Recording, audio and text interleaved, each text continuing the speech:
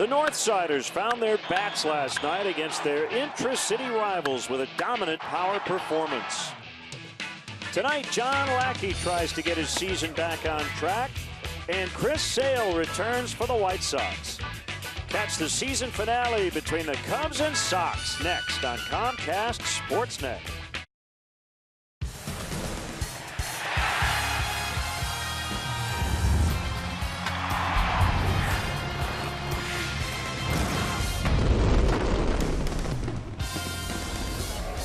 Cubs baseball on CSN Chicago is presented by State Farm. Crosstown Cup continues and will end after tonight. It is game 4. White Sox won both games on the south side. The Cubs an 8-1 winner here at Wrigley Field last night.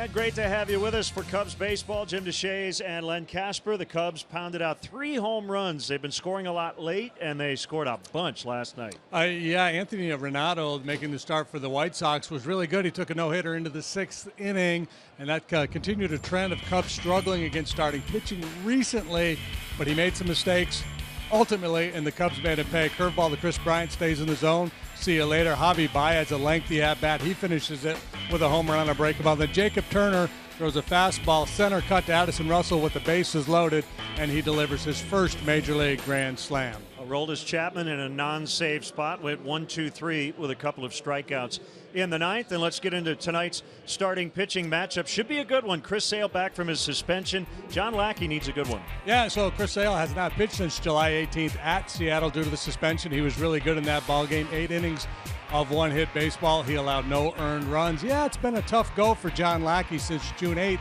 Winless with a high ERA. Big issue, the home run ball. He's allowed home runs in each of his last 7 starts. And the Cubs still have the best record in all of baseball. They've played 100 games, 60 up and 40 down. The White Sox try to get back to the 500 mark tonight. It has cooled off a bit here at the ballpark. Got a little rain earlier. We should be in good shape the rest of the way. The Cubs try to get a season series split as they host the White Sox next.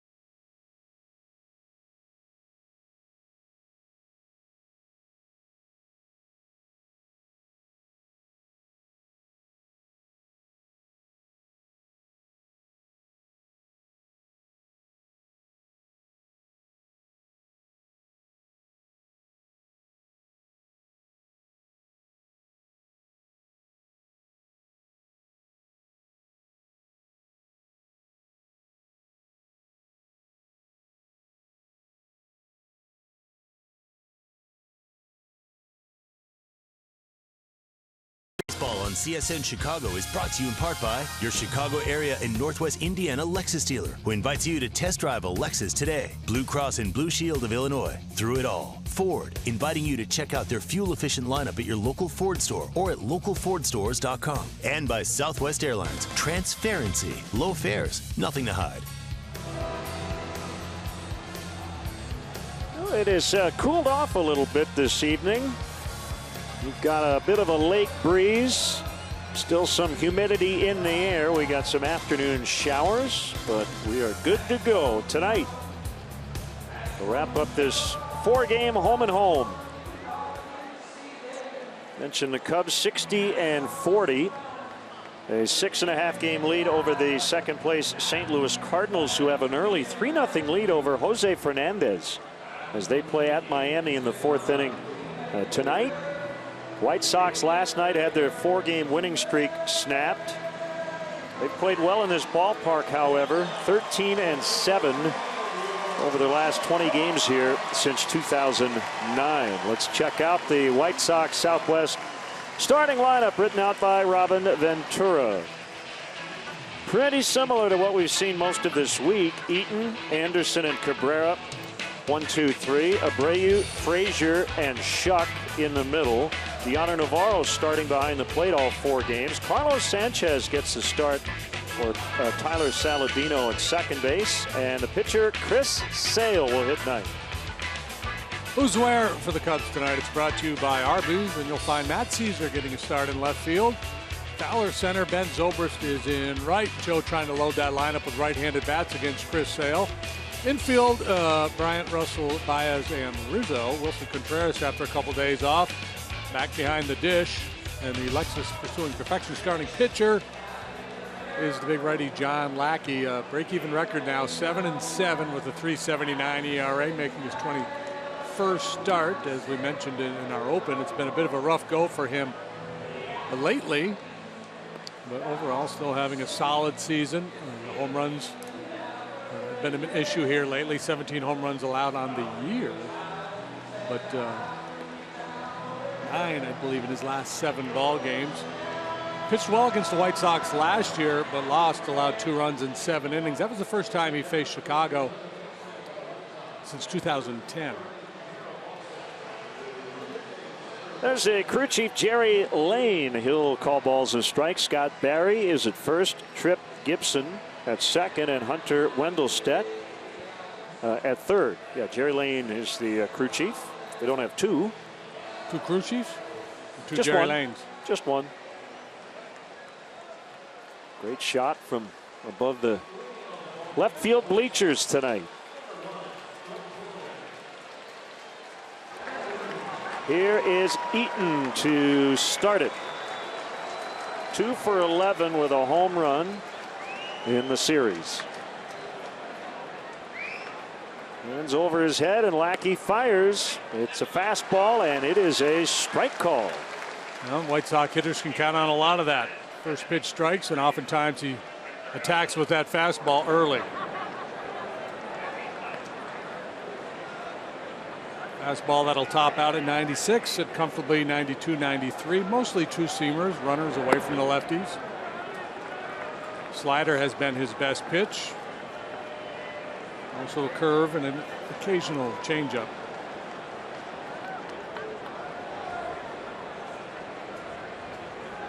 Comfortable 73 with a north wind, believe it or not, at 8 as we get started here on July the 28th.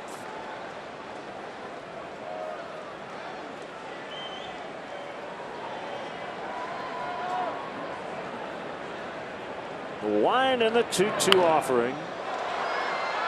And we'll try it again. Anderson and Cabrera will follow. Cubs will get right back at it tomorrow afternoon as they welcome in the Seattle Mariners, who are in town on an off day. A few of them may be in the ballpark tonight. You never know. Although most ball players do not spend their off day watching two other teams play. Maybe a coach or two might head over. Just, you know, if you're with the Mariners staff and you've never seen Wrigley, you might want to wander over before the series starts. Young player.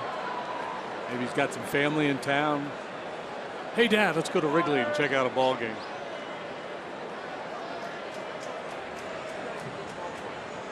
More likely they're out getting a good steak somewhere. And we will have that game for you right here on CSN tomorrow. The White Sox will head to Minnesota.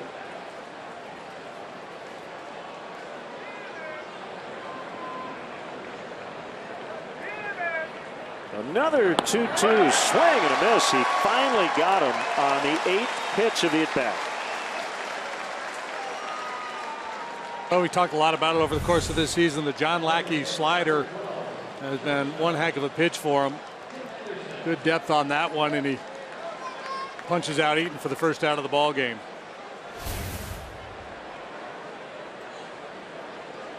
The rookie Tim Anderson Takes a strike, 2 for 12 with a stolen base this week.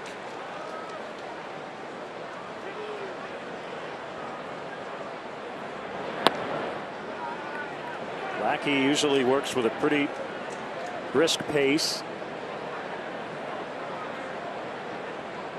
Yeah, he has that let's get along mentality. That could be trouble if it stays fair, and it's going to. So Anderson with a 53-foot base hit.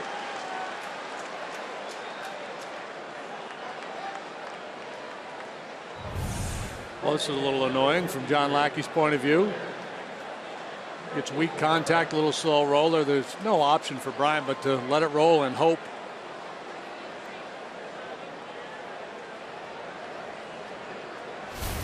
If this was curling, he could have gotten his broom out and tried to sweep that thing. Sweep the grass so that it would bend foul. We know what Lenny Randle would have done. Here's switch hitting Melky Cabrera coming in at 299. And he lines one into the right field corner. Zobrist will have to chase it down at the wall. Anderson stopped by Joe McEwing, and now he heads to the plate and he scores. So it's 1-0 White Sox. Anderson stopped and then read the play. That is a smart base running play by Anderson. Yeah, I thought Ben was going to be able to cut this ball off. If he leaves his feet, he probably prevents it from getting to the wall. Maybe not. And second look, I don't think he had the angle. Anderson had gotten the stop sign from McEwing, but had time to look out himself and realize that with his speed, he was going to be able to beat that relay home.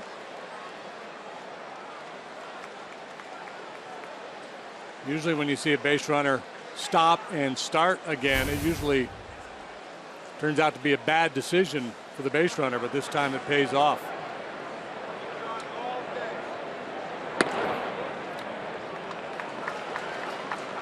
So I assume RBI double. Yeah, Anderson didn't stop. He slowed down. It was interesting.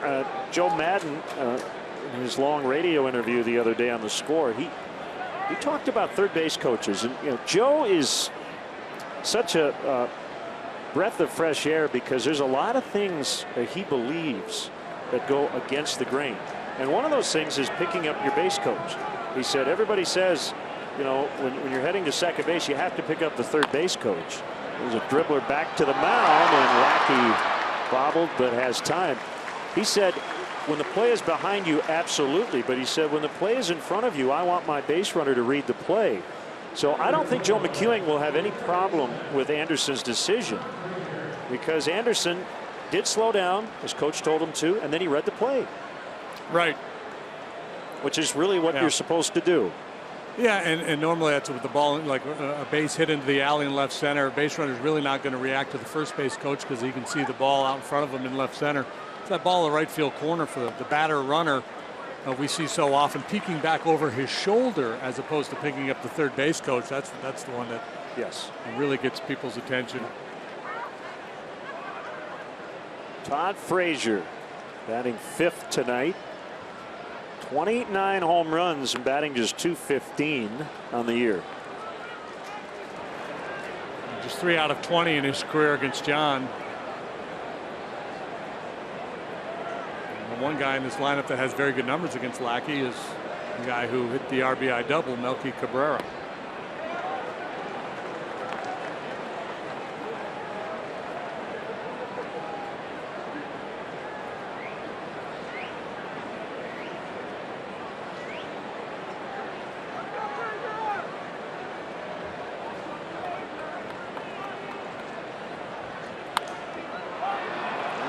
Up. Rizzo makes a catch, inning over. They do get a run. Cubs bats against Chris Sale when we come back.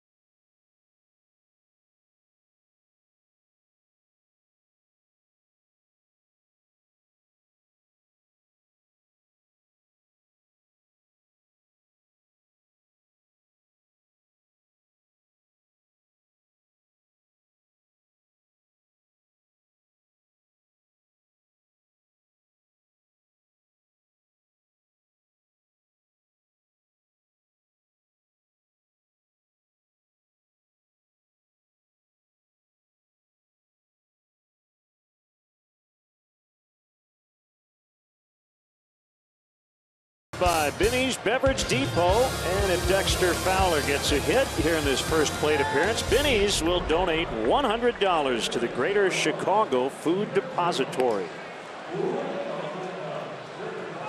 Let's get the Cubs. Oh, let's do the defense. It's brought to you by Arby's, and you'll see Cabrera, Shuck, Eaton left, center, right, Frazier, Anderson, Sanchez, and Abreu on the infield. Deanna Navarro is behind the plate. Now the Cubs Southwest starting lineup: Fowler, Bryant, and Rizzo at the top. Zobrist, Contreras, his first start in 3 games. Russell, who had the big grand slam last night. Baez, Caesar, and Lackey. And tall, lanky lefty Chris Sale back from a 5-game suspension and a first pitch strike. Yeah, he is the Lexus starting pitcher for the Sox tonight, looking to become the first 15-game winner in the major leagues. 5 consecutive All-Star teams made, so 14-3 with a 3.18 for Sale. So to sum up the story most people watching already know, Chris Sale was scheduled to start on Saturday against the Tigers on the south side. It was a throwback night, the collared uniforms from 1976, and he found them to be uncomfortable to wear. He got upset and eventually destroyed not only his jersey but several teammates as well. So the White Sox could not wear that particular jersey. They ended up wearing their '83 throwbacks as Fowler rockets one foul. Sale was sent home. Following day they announced the suspension. He apologized for essentially destroying the uniforms, but he also said, "I stand by why I did it." He felt that it wasn't all about winning, that it was more about other things. And in the last day or so, JD, it sounds like his teammates, his manager, everybody else, they want to move on. They want him back. Oh, sure. They want to just forget about it. Let's play ball. And I don't know Chris Sale at all, but what I've been told from those that do is that basically he's a good kid, but he's got a streak. And every now and then he'll get a little out of sorts, and clearly that was the case with the uniform debacle. And then he kind of threw Robin Ventura under the bus. That's something that really I find a little upsetting, that he kind of called out his manager, saying that it's up to Robin to support us and not make us wear these uniforms. This argument that it was a business decision over winning. So it's all pretty silly, and it's the second such incident that Robin has had to deal with this year, going back to spring training when they had the whole Adam LaRoche, Drake LaRoche clubhouse issue. So 9 pitches in, he walks Fowler, and that'll bring up Chris Bryant. Interesting matchup history here. Regular season 0 for 6, 6 strikeouts for Chris against Sale. But in the All-Star game, first pitch fastballs, Dad said, look for it. And he did, and he hit a home run. Chris homered last night for the first time since July 5th. Close to 70 plate appearances. And a lot of times for sluggers like Chris, once you break through like that, then he'll start to hit them with some regularity. Always a challenge against a guy like Sale, of course.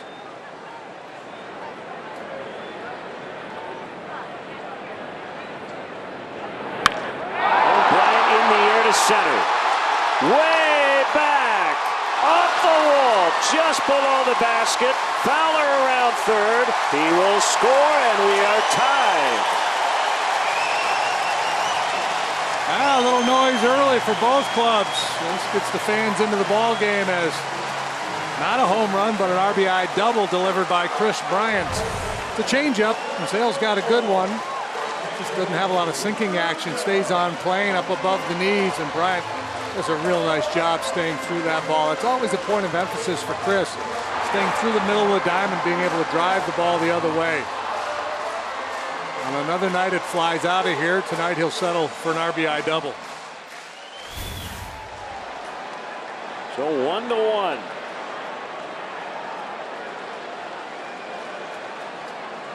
Now Anthony Rizzo, the only left-handed hitter in the lineup. No Jason Hayward tonight against the tough southpaw from the south side, and a strike on the outside. Rizzo not so sure.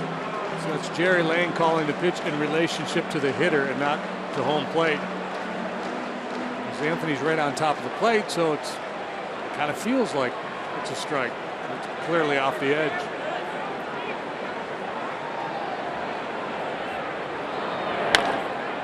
That will get Bryant to third as Sanchez throws out Rizzo. One away, and it'll bring up Ben Zobrist, who has gone 6 for 11 in his career against Sale.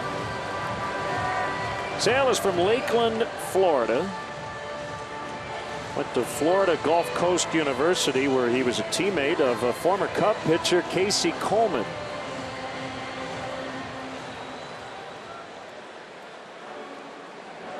White Sox will bring their infield in here in the first inning.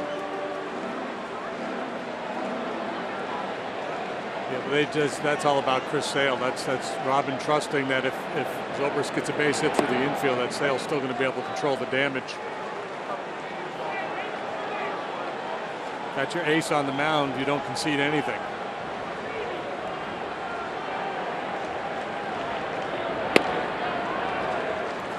One and one on Zobrist. So Ben had that amazing stretch. It was over a month. April 21st to May 30th. 33 games. He hit .412. And he just lined out to Anderson as Bryant gets back safely. So that ball was hit hard. Ben hitting now 185 over his last 46 games. Oh, good approach. You go through the middle of the diamond, hits it sharply, but unfortunately for him, on a line to the shortstop, Anderson.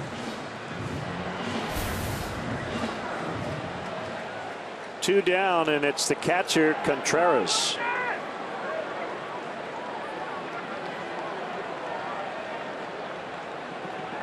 Take a snapshot of those rate stats and say that's what his career will be.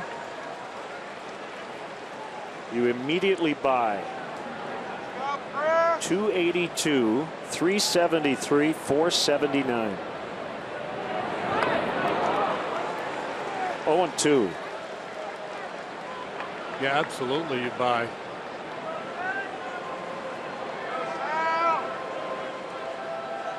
Work in progress defensively behind the plate, but he brings a lot of energy. He could steal a base for you.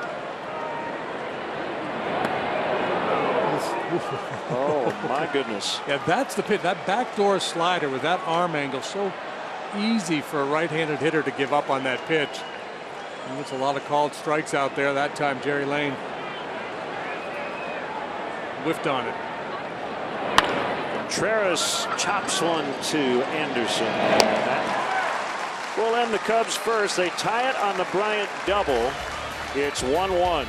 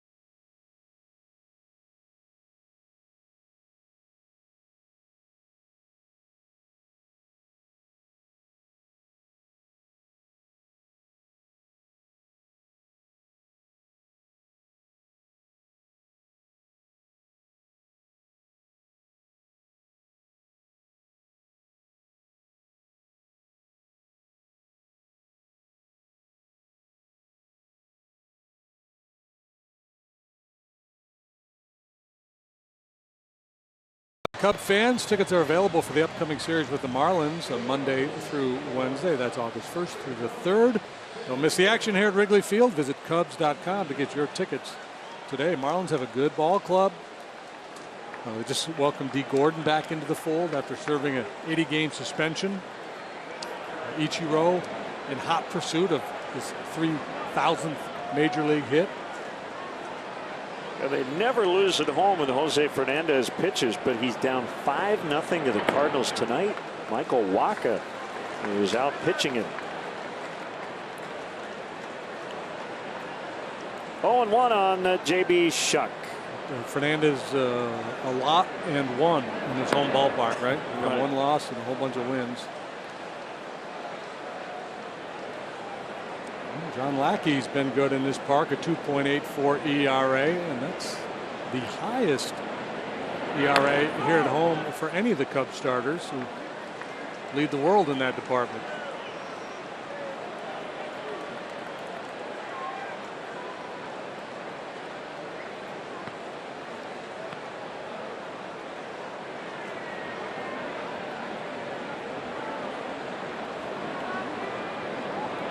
Lackey's 1-2. Hit on the ground to Russell. He's got to get rid of it quickly, and he just got Shuck on a real tight play at first base. Yeah, Shuck with a nice break out of that left-handed batter's box. He's peering out at the replay board. He thinks that maybe he's safe. And the White Sox contemplating a challenge. Woof. I think they got him. Out. No challenge by Robin. Pretty play by Russell.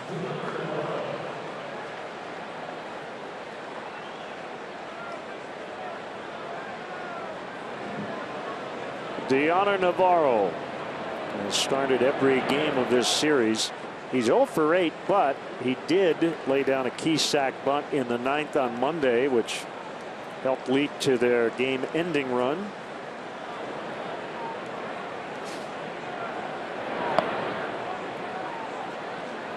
Two and 0. Fog's starting to roll in. There's that starting ERA, starting rotation ERA. Cubs 2.09. Better than a run better than the second place New York Mets.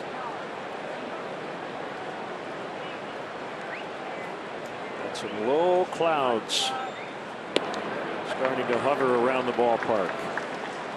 Are we in downtown San Diego in late May? The marine layer. June gloom. First walk issued by John. That'll bring up the switch hitting Carlos Sanchez.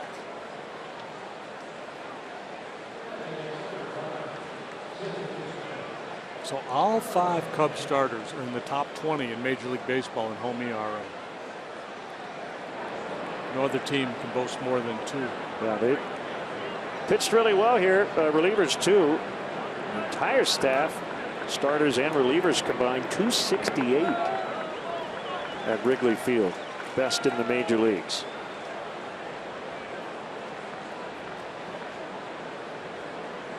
Way to go, fellas. Good work.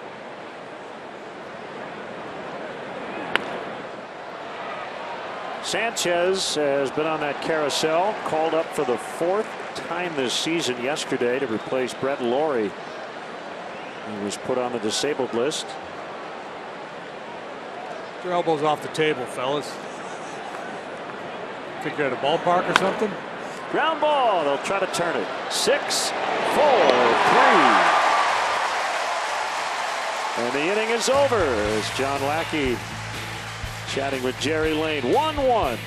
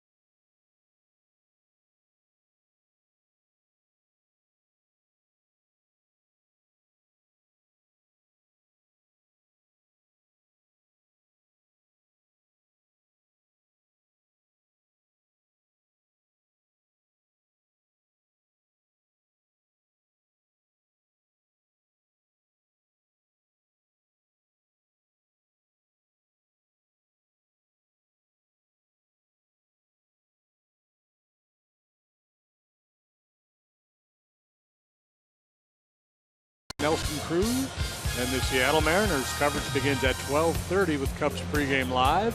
Presented by Fields Auto right here on CSN Chicago. Scott Service, the new manager of the Mariners, former Cub.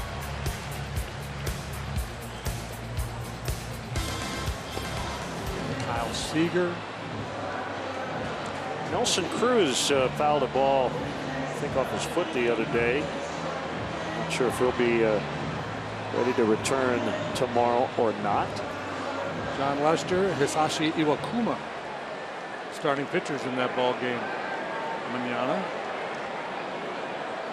Here's Addison Russell. He's got 60 RBIs. He's already zipped past last year's RBI total of 54 and a lot fewer games. Our Xfinity high-speed action, first career grand slam for Addy. Yeah, you know, just before the All-Star break, he started to trend upward, and he has continued this good work here. He knocked in 54 in 142 games in his rookie season, 60 in just 95 this year. One homer away from matching last year's total, same in walks. 60 RBIs, good for 5th best among major league shortstops. And he's 22. A bumper crop of talented young shortstops in the game, and the Cubs have 2 of them. Yeah. Yeah. And that's why they could move Gleyber Torres to the Yankees in the Chapman deal. Yeah, there's the other one who doesn't play a lot of short.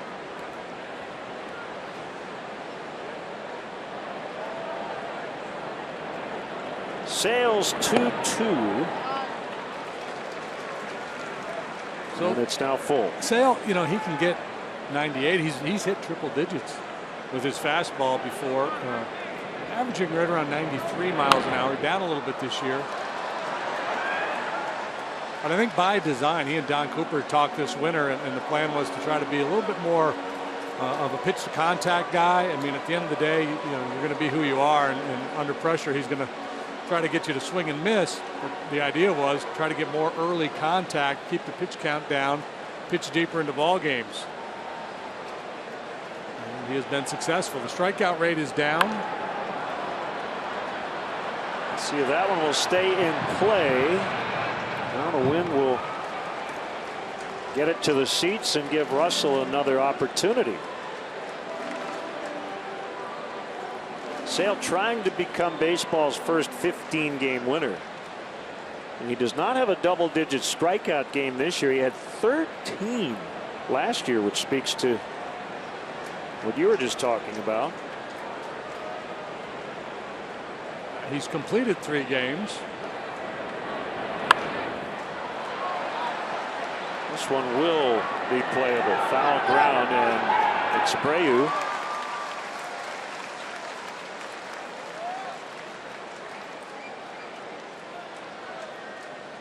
Now the red-hot Javier Baez hitting .370 against lefties and hit the game-winning homer last night. That was off a righty.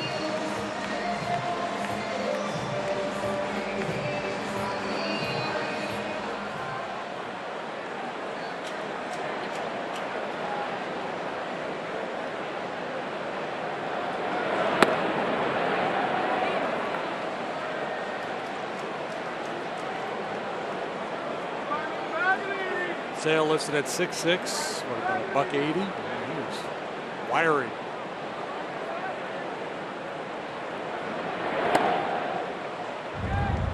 Place was up for grabs when Baez hit this home run.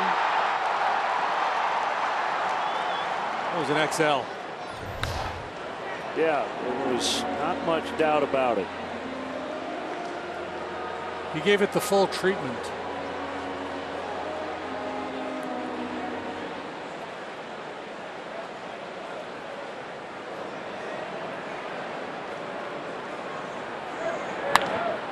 On the ground, and Abreu could not get it as he left his feet. A little bit late reacting, but that is kind of like that ball you talk about, the grounder to the third off the left-hander's bat. You're not expecting it. Yeah, you don't expect it. And that coupled with the fact that Abreu was not particularly quick or nimble down there at first base, and it turns into a one-out knock for Baez.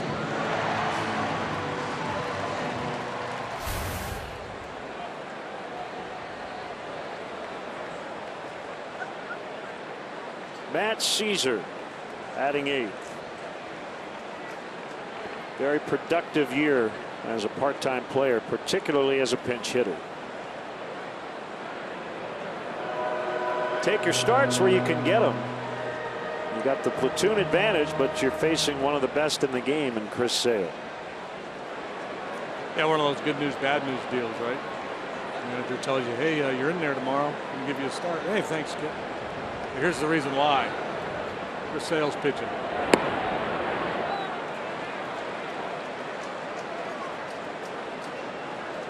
He's absolutely dominated left-handed hitters. They're hitting just a .189 against him. Righties 221. But he's allowed 13 long balls to right-handed batters.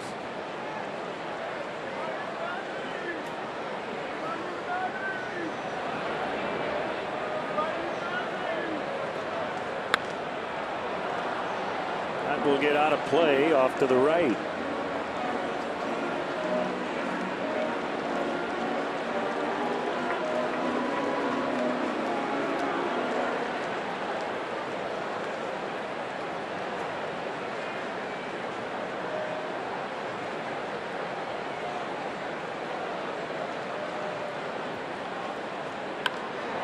In the air to left.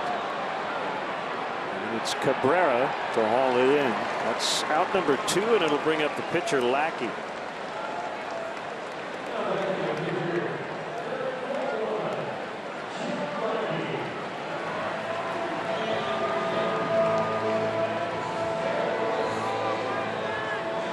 Chris Sale, when he was a freshman in high school, he was 5'8" and just over 100 pounds. He grew 4 inches before his junior year. When he signed with the White Sox, 6'6", 163. You know why he grew like that? Why is that? He ate his vegetables. He faced Andrew McCutchen when they were in high school. McCutchen got him for a 440-foot home run. Didn't Jacob deGrom hit a home run off of him in college? That's possible. deGrom was at Stetson. Sure. This is at Florida Gulf Coast. Bounce back to Sale, and a lob toss to Abreu. And he and Lackey cross paths. 1-1 after 2.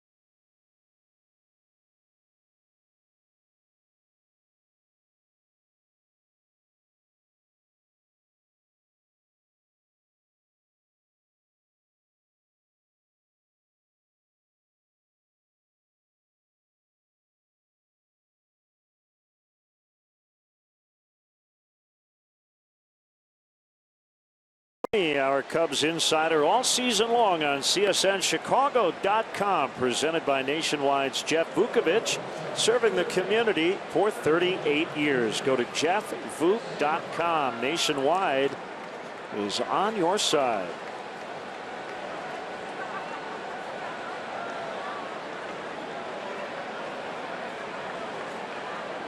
Michael Wilbon in the house.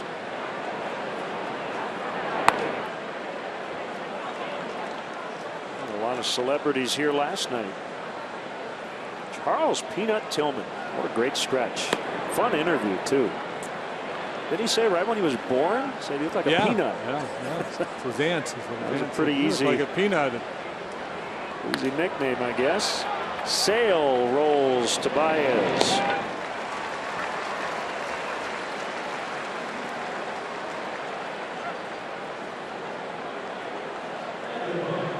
See, you've rubbed off on me in a good way, and I'll confess why. I was a little afraid to ask Peanut that question because I didn't know the answer, and I was afraid if I asked that question, there would be people who would say, how can you not know that? But what I've learned from you is that if you don't know the answer to something, you just ask. Yeah, well, you shouldn't be afraid to not know the answer to something, and he gave a great answer. I don't know. It's always a good. Sometimes you just don't know. I didn't know. Heck, I thought he played for the Bulls. That was Dwayne Wade. We had other celebrities here, various teams. Were there any Blackhawks here? I didn't see any. If Patrick Sharp were still a Blackhawk, he'd have been here. Big baseball fan.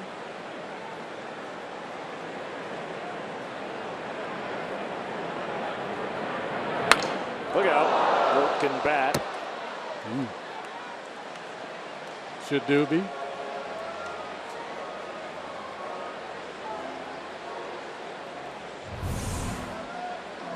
The strikeout victim first time. This time he breaks his toys. He's having a bad day so far. Punch out in a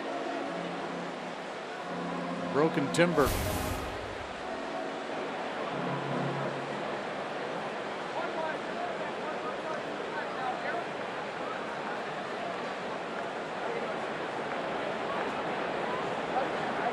John patiently waiting. He's ready to go.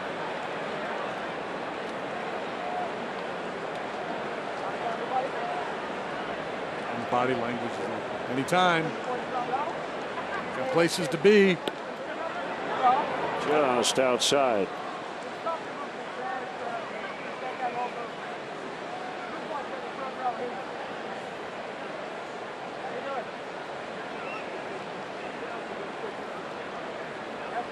He wants to throw the heat, and Eaton spoils it.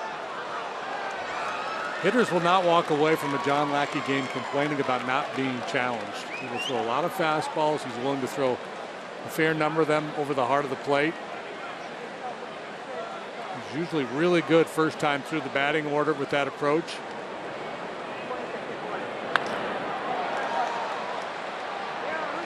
Fowler makes the grab, so Eaton lines out. He's 0 for 2. This Sunday, first pitch 7:05, and it's the finale of that series with the Mariners. And up to the first 5,000 kids, 13 and younger, will receive a Cubs youth batting practice pullover presented by Bigelow Tea. For more information, visit Cubs.com. It's a Sunday night affair. Mark your calendars. Ball one on Anderson. Infield hit, and the White Sox run in the first. Some nice base running around third.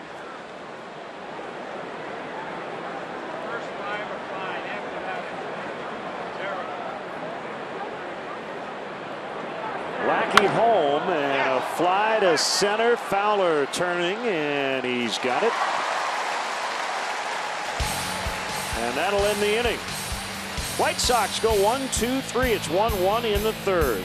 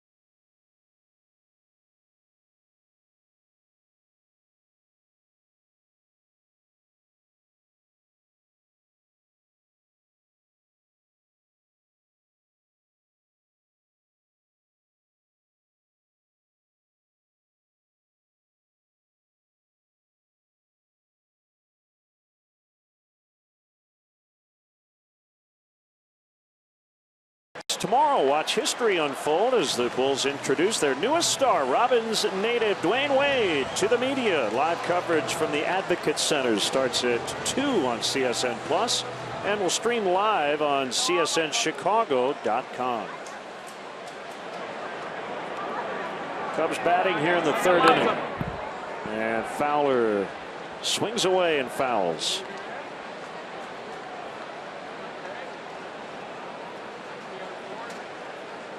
Leadoff walk, and the Cubs run in the 1st inning, and Dexter just got hit by that pitch, so he's on for the 2nd time.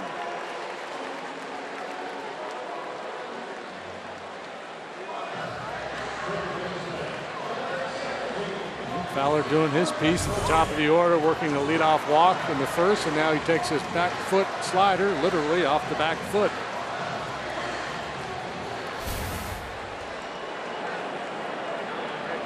Bryant doubled him in his 1st time up.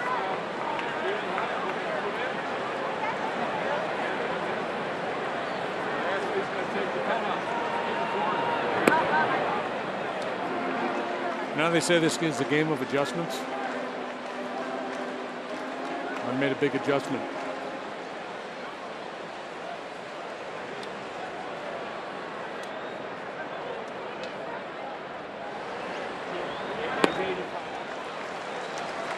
Two and 0.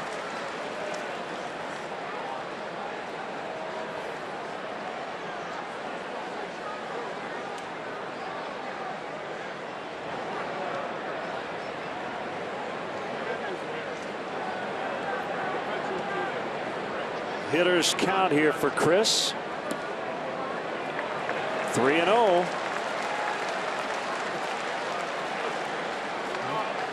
See the breakdown home runs for Chris this season. Big month of June.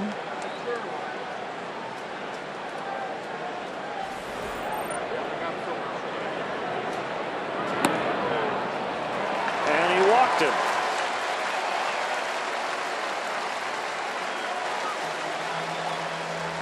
Second walk issued by Sale. Now Rizzo. This is the kind of inning you really need to come through against a pitcher of Sale's quality. And opening the door for you here.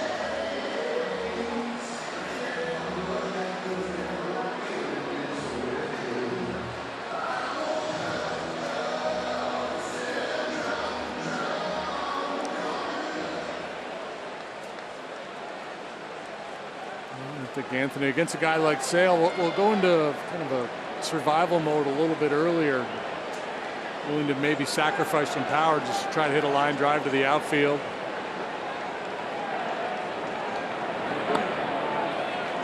Blown away on a breaking ball. 4-1.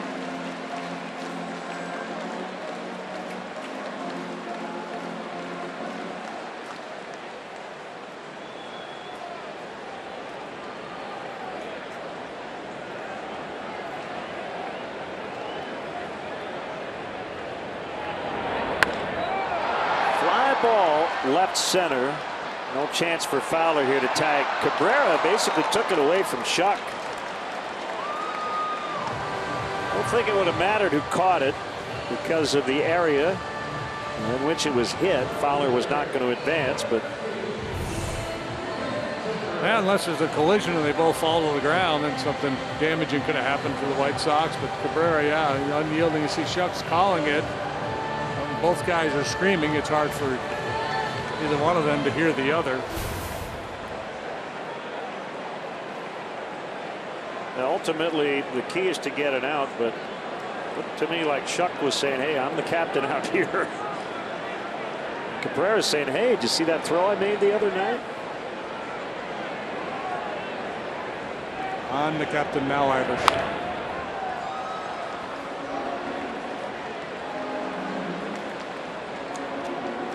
That was my Captain Phillips impersonation. If it was a game of 500, nobody would call off anybody. You'd just jump for it.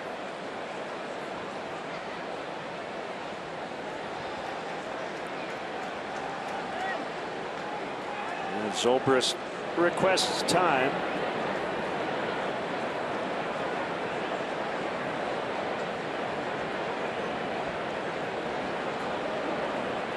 7 scoreless for Sale on August 16th of last year at U.S. Cellular Field. Gave up 1 hit. Struck out 15. Tying his career high. He's had some big strikeout games. 10 against the Cubs here last year on July 11th.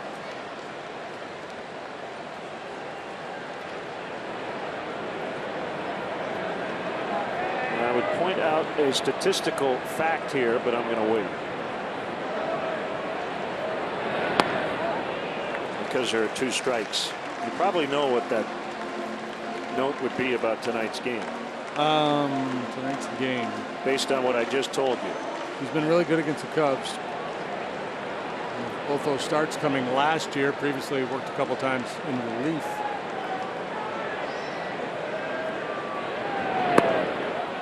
Two and two. Yeah, I give. You're getting closer.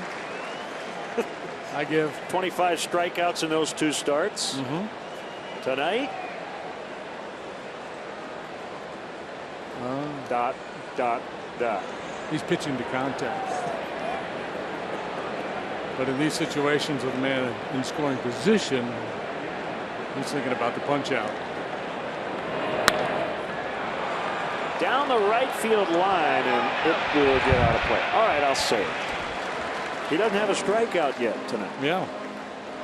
And Zobrist is a tough guy to punch out. Correct. Among the toughest in all of baseball. Hey, we want to welcome all our viewers watching on Van Horn Cablevision in Van Horn, Iowa. We should wait until the Marlins come in and do that again. Ford Frick Award winner from a few years ago, Dave Van Horn, the longtime Marlins radio voice, will be here at Wrigley. He's from Pennsylvania, by the way. Up the middle, through for a base hit. Fowler around third. He will score. The throw goes to third. Bryant is safe there, and it's 2-1 Cubs. Ben Zobrist with a line out and an RBI single tonight, and the Cubs have the lead. Fowler reaches base twice, scores twice. And that backdoor slider actually comes back over the heart of the plate a little bit. Inside out swing by Zobrist. Didn't really scald this ball, but not enough of it. Just past Sale. Sanchez leaves his feet but can't knock it down. Good base running by Bryant, going first to third. Visit from Don Cooper, and it'll be Contreras with runners at first and third and 1 out, and the Cubs with their first lead tonight. It's kind of ironic, isn't it? The Cubs over the last few games have been able to do nothing against opposing starting pitchers, and now they get one of the best in the business out there, and they're doing some damage. Applying pressure.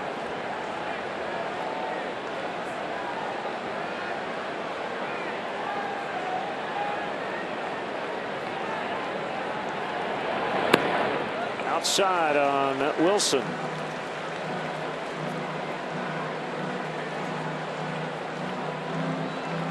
Navarro set up so far outside there, it was as if the White Sox were anticipating a safety squeeze or something in this situation.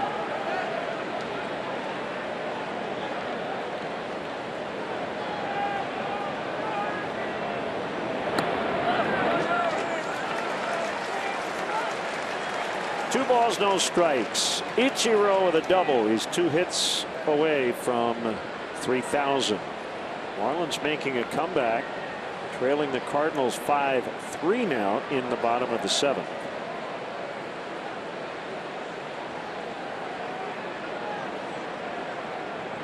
Swing and a miss. 2-1.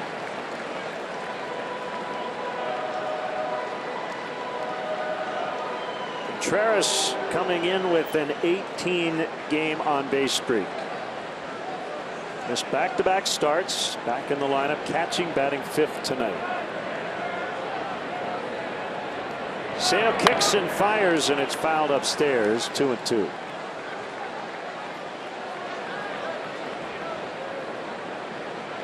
That low 3/4 arm slot that Sale uses high fastball can look pretty juicy coming out of his hand, but that's a tough pitch to get on top of.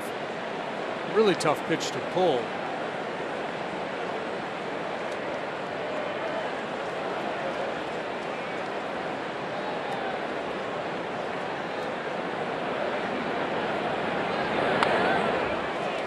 Nice job to wait back.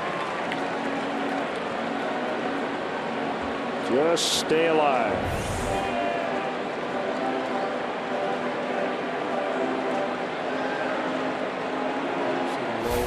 Quiet low body, just using the hands there with 2 strikes.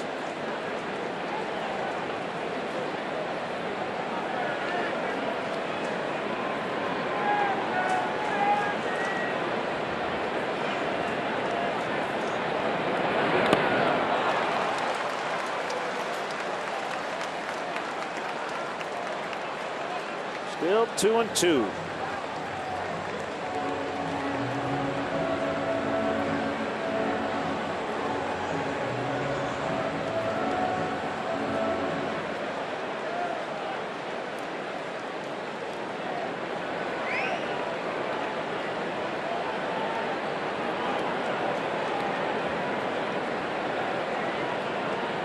Pitch number 60 of the night for Sale.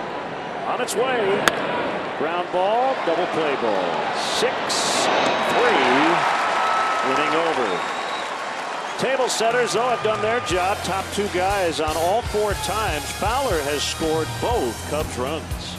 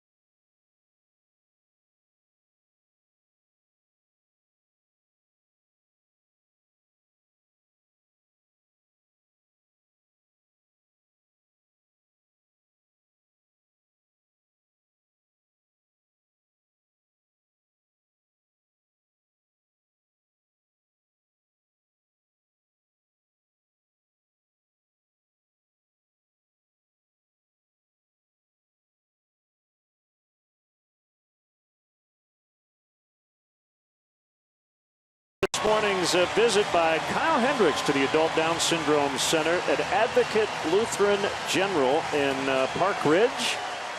Kyle met with some great Cub fans there, brought them some Cubs hats and teddy bears, signed autographs, took a bunch of great pictures, as you see, and held a Q&A.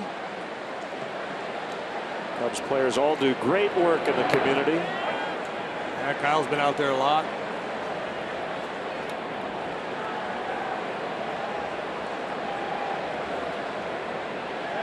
John Lackey with a 2-1 lead. He hasn't won in a while. First 13 starts, he went 7-2. He's 0-5 over his last 7. In those first 13 starts, 88 innings pitched, just 7 home runs. Last 7, 42 innings pitched, 10 home runs.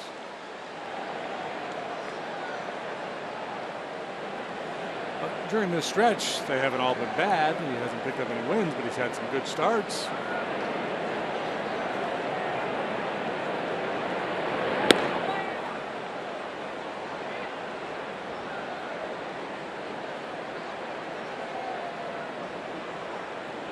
Quality start last time against the Brewers. 6 innings, 5 hits, 3 runs.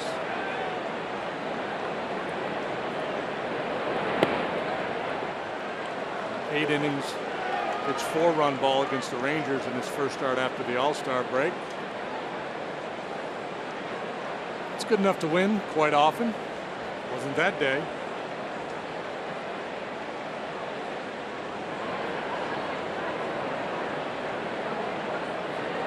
Little reset here after that close one did not go his way. 2-2.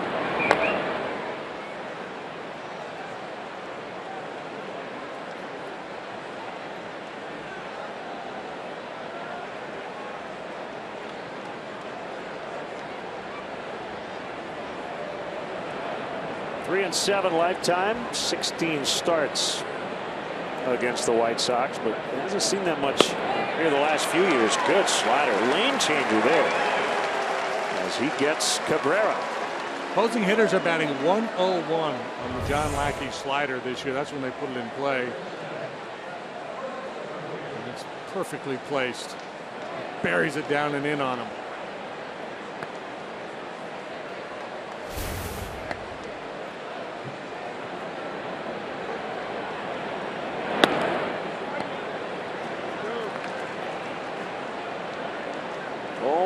To Abreu.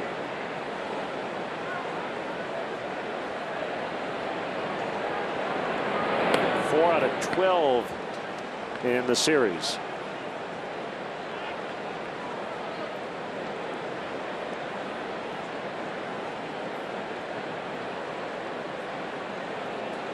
Another huge crowd here at the corner of Clark and Addison. A bounding ball to Bryant. He's got all kinds of time.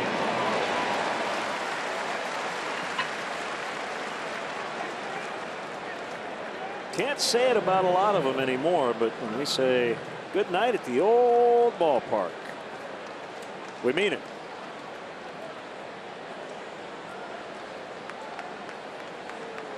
I mean, you could say it if you're at Target Field, but doesn't really apply, does it? Term of endearment.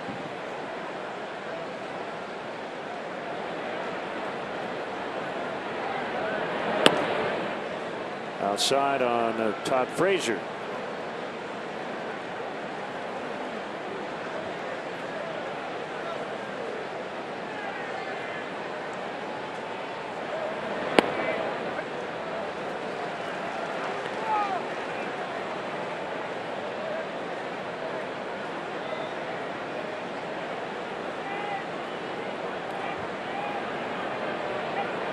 Lackey on a 1-1, cut the miss. Went after the high heat, couldn't get it.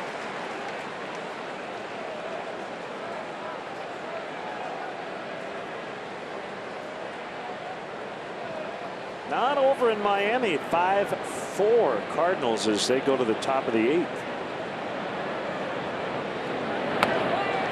Swing and a miss. Lackey, nice shutdown inning. Back-to-back 1-2-3s in fact.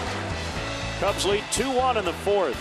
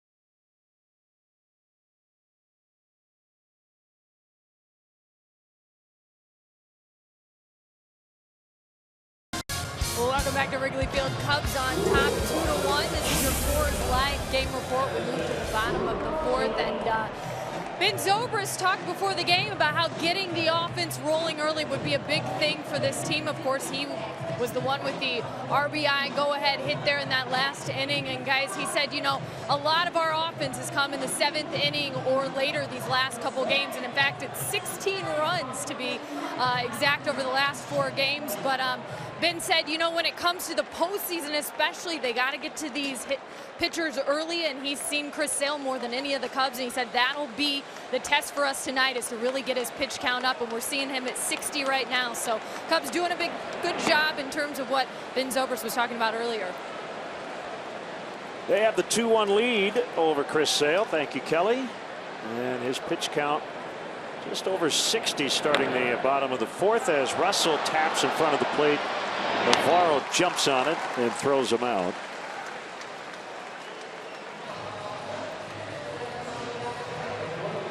And here comes Baez, who singled in the second.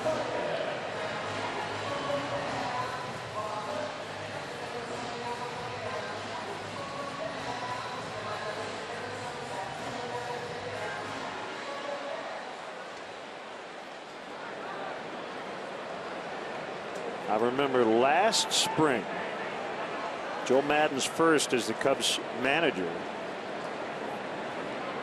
and he fell in love with Javier Baez at first sight, didn't he?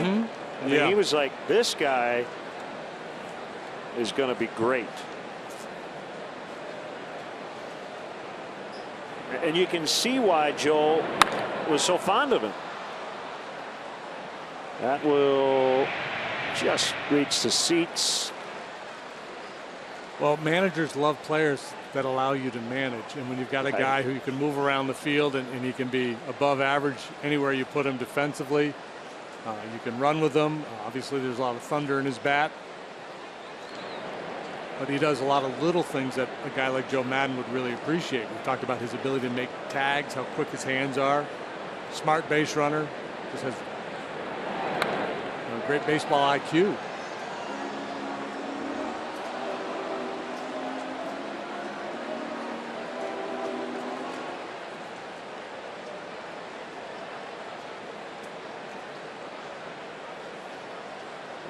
Has quickly become a fan favorite.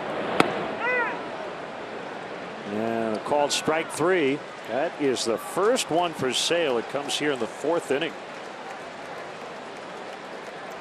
The Cubs are welcoming teachers back and their families for the 6th annual Teacher Appreciation Night. It'll happen Tuesday night. Cubs are offering specially priced tickets to all teachers and their family members to watch the Cubs host the Marlins. All participants will receive a commemorative canvas bag. For more information, visit Cubs.com/special group nights.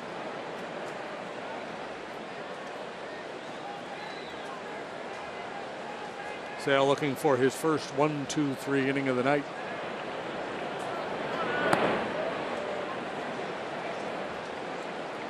Behind Caesar, 2-0.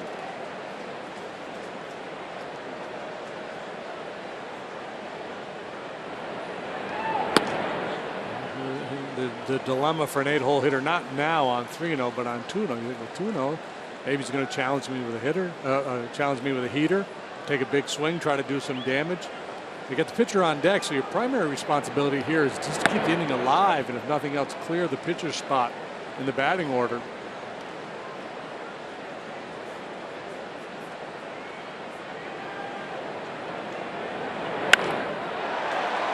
Line pretty much right to Cabrera. Good contact, but out number 3. Off to the 5th. Cubs 2, White Sox 1.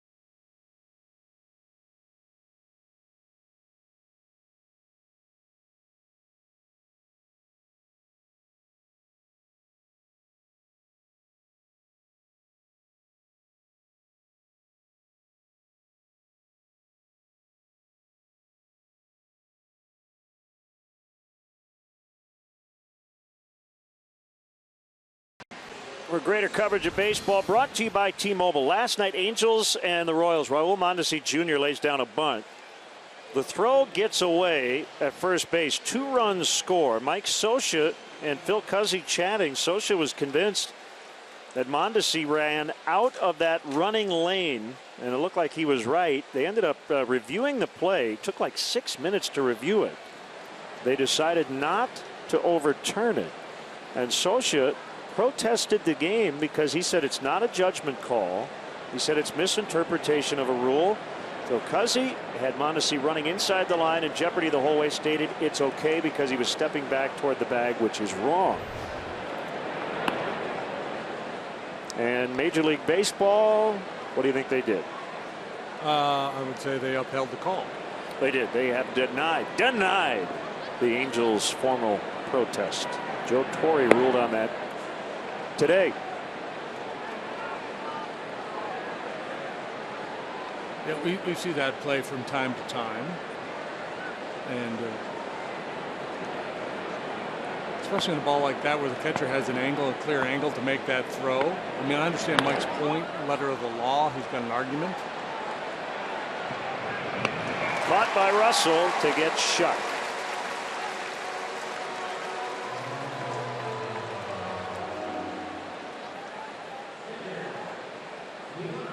There appeared to be no interference, and the ball obviously does not have to hit the runner for there to be interference. But in that particular play, I don't think the base runner influenced the play at all.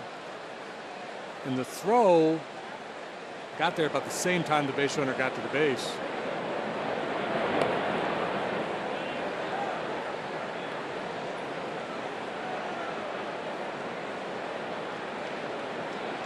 The 1-0 to Navarro is a strike.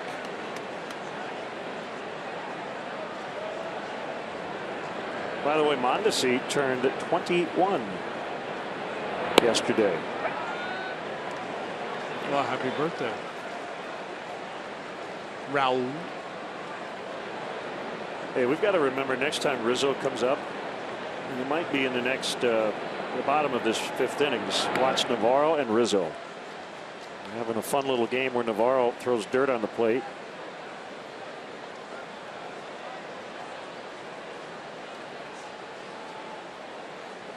And Anthony doesn't like it. They were teammates once, so it's playful.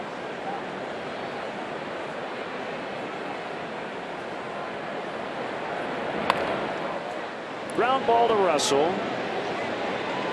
2 gone. The only hits for the White Sox were the back-to-back first inning hits. Anderson with a infield single and the double by Cabrera. Anderson's was a blah. Just a little swinging bunt roller down the third baseline. Cabrera, a solid double into right to drive him home. 9 straight batters retired, involving 10 outs, including that double play ball that Sanchez hit into in the 2nd.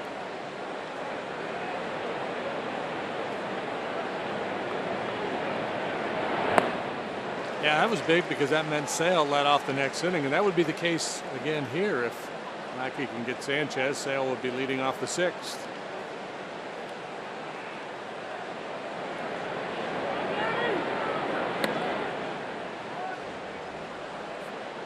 Just a bit off that inside corner.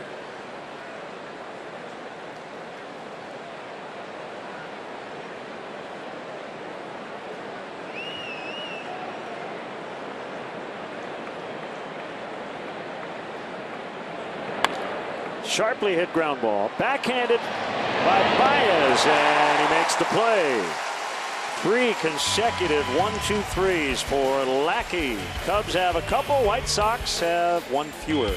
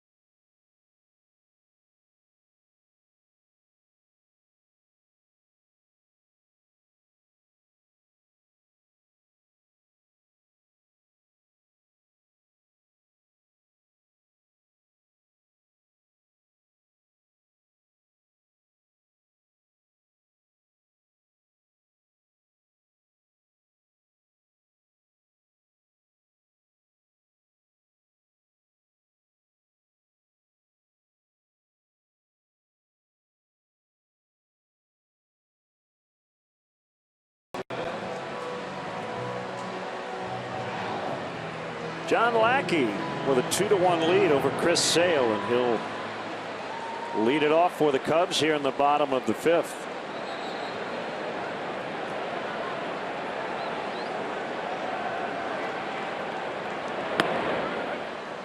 And a strike called.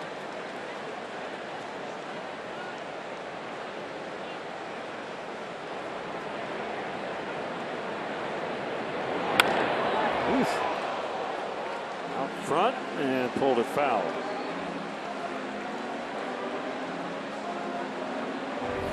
Good looking hack here by Big John. JD Rich on Twitter wants to know how you score blah in the scorebook. Called strike 3. I don't know. That's a great question.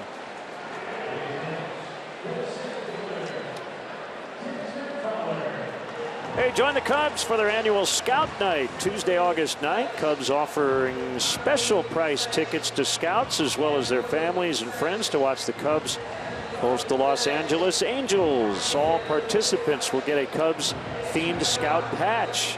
For more info, visit Cubs.com/special group nights.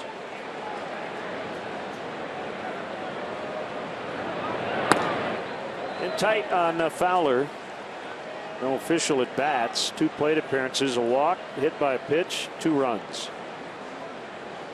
They've been pretty quiet since that big return from the DL last Friday. They've been 1 out of 17 in the 5 games leading into tonight.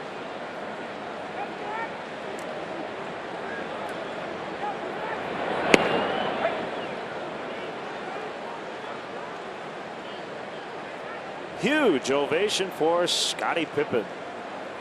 Put him on the scoreboard. A little earlier, that one ripped into center and a base hit.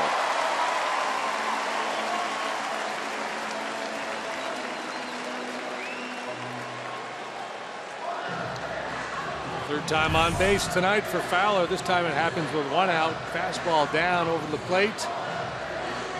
Sweet swing.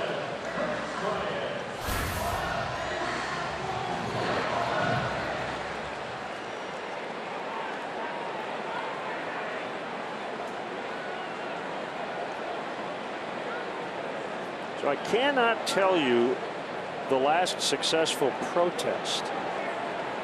On a rare occasion, a manager will protest a game over a rules interpretation.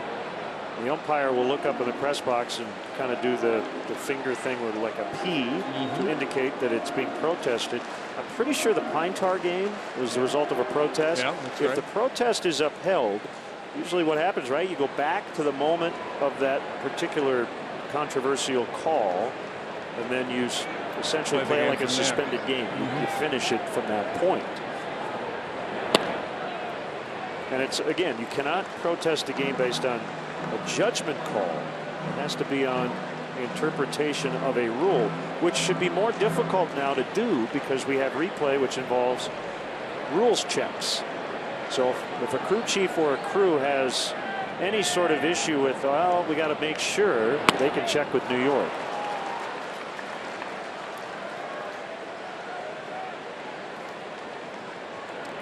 The tarp game? The tarp game. Was that a protest? The Giants and the Cubs?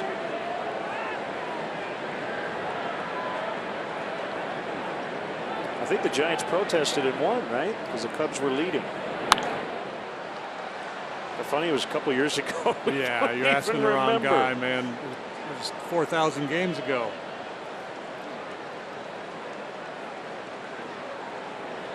Yeah, it was 2014, August of 2014. Yep.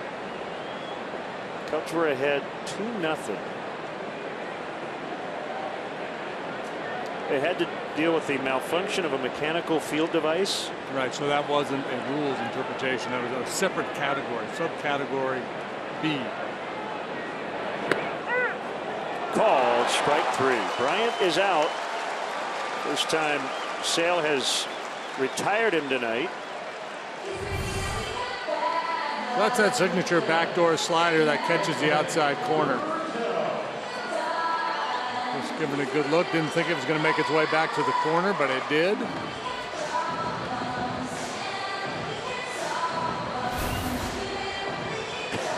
Rizzo walked up to the plate, and Navarro was staring into his dugout. Anthony just shoved him out of the way.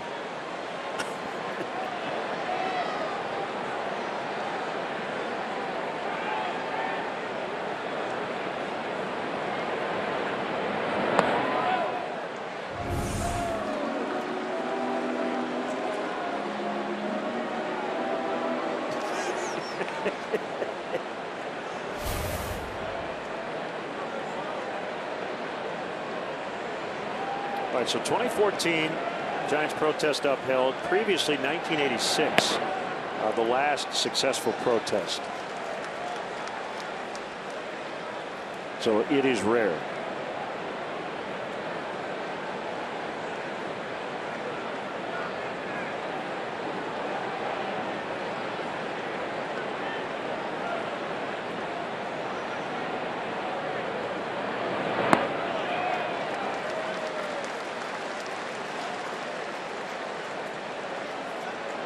And what I recall about the TARP protest is that the Cubs basically supported the Giants.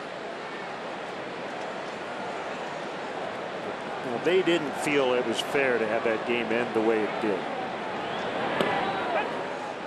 Called strike. That rings true. Yeah, and then it felt like the equitable thing to do. Make sure that game got finished.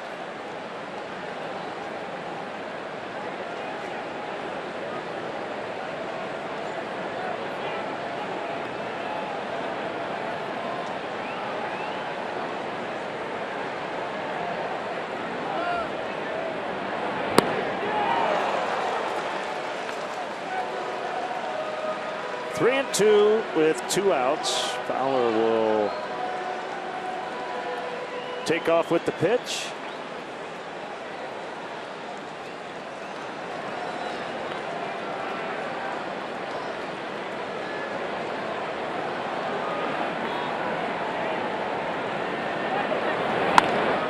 In the air, left field, shallow, and it drops.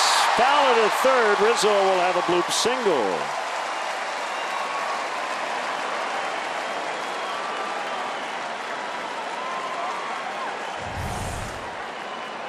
A thing of beauty for Anthony.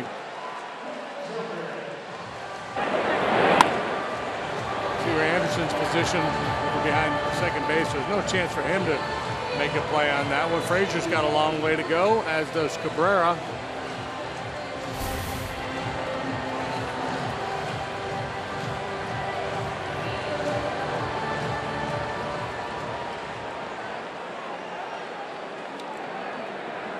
Well, that's evening up the infield hit by Anderson.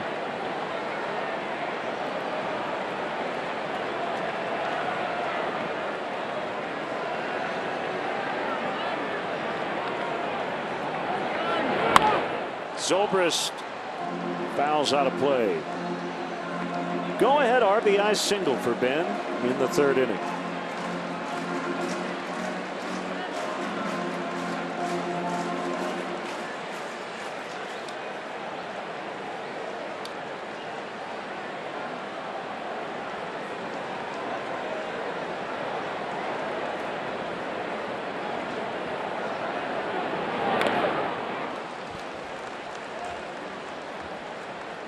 I'd be surprised to see Anthony run here now.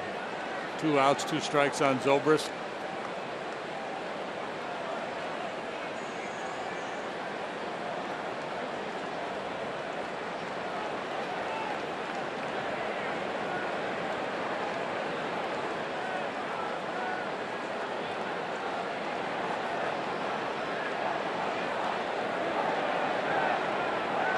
Sales 0-2. This will end the inning as we come full circle. That game started August 19, 2014.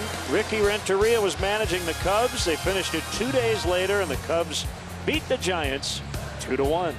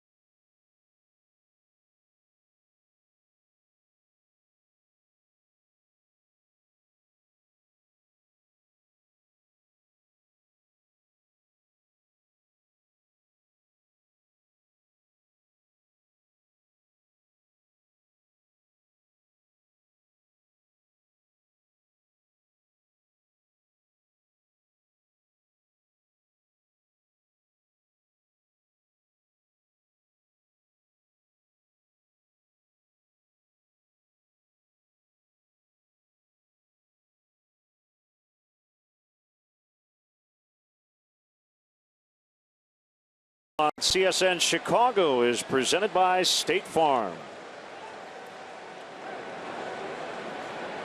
Lackey to Sale and a strike.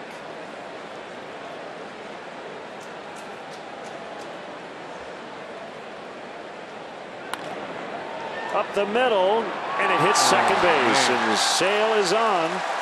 Anthony Renato hit a home run last night. So White Sox starting pitchers done a nice job in this two-game span here at Wrigley. And just punches it up the middle. Russell gliding over in position to make a play on that ball, but never gets the chance as it kicks off the base. Sale now 2 out of 16, both singles in his major league career.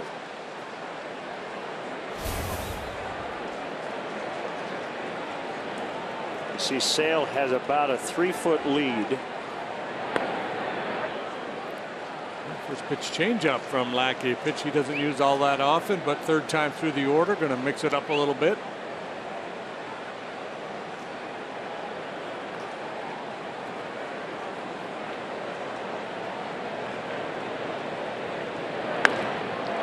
Line shot, caught by Caesar, who I think was battling the lights a little bit.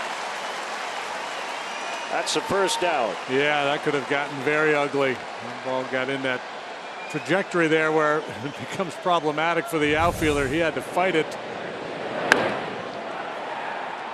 Fight it he does, and fine play by Caesar.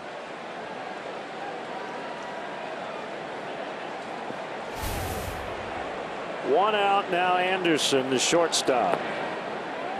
1 for 2 with a run.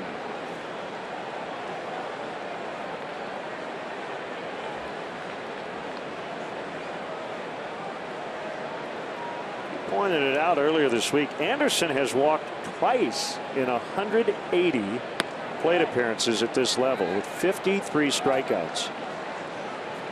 It is early. He's just starting his major league career, but that's a ratio that has to improve at some point. Yeah, it's unsustainable, I think, to be an everyday big league player.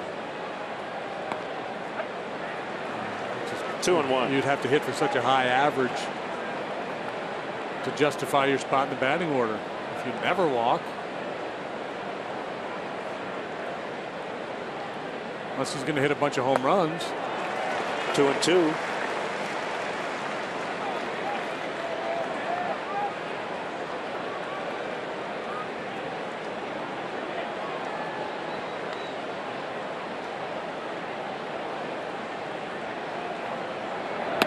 Swing and a miss. Strike 3.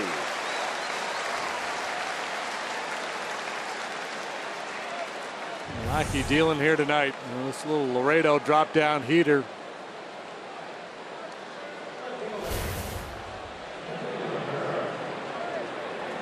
Fourth strikeout for John. One more than Chris Sale tonight.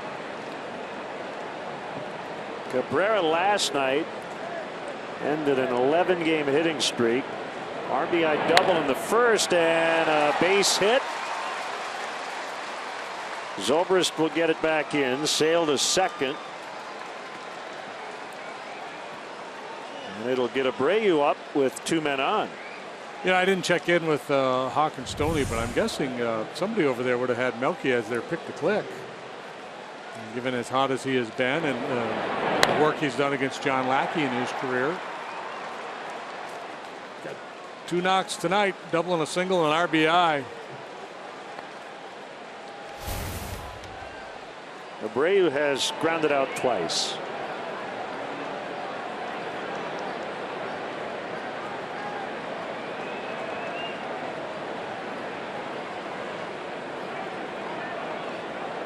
Yeah, always good to see Hawk and Stoney and Farmio and DJ.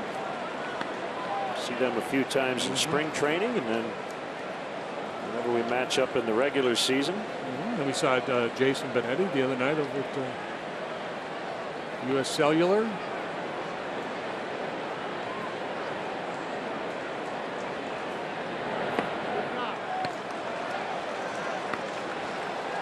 Ed Farmer on the right.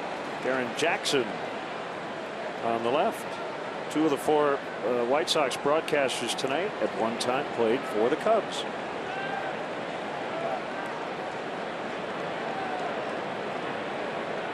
Yeah, real happy for Jason Benetti. Southside native, and he's done a terrific job.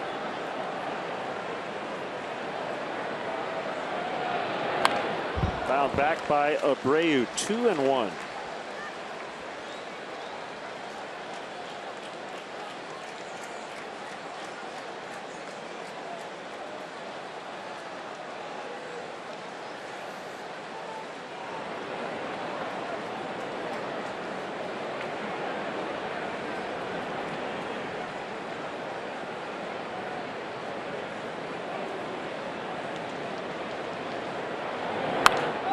Two and two. In terms of interleague matchups,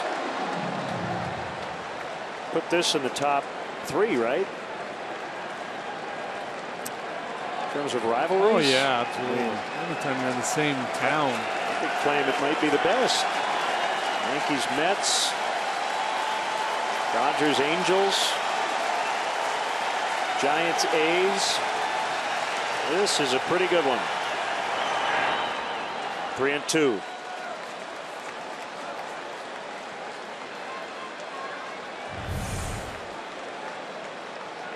Contreras, very nimble back there.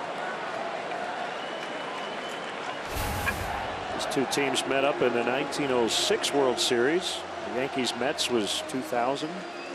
Giants A's back in Yeah, that would 89. really enhance this rivalry. And earlier this year, there was a lot of talk about that as both clubs got off to such a great start.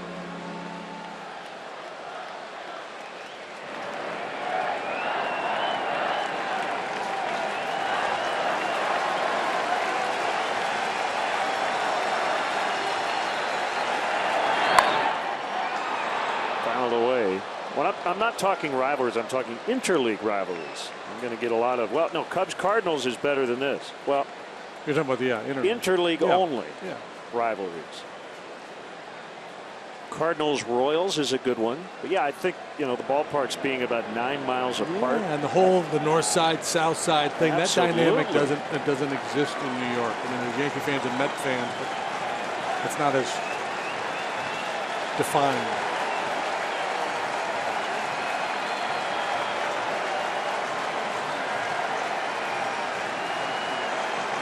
Big moment here for Lackey. Another 3-2. Popped him up.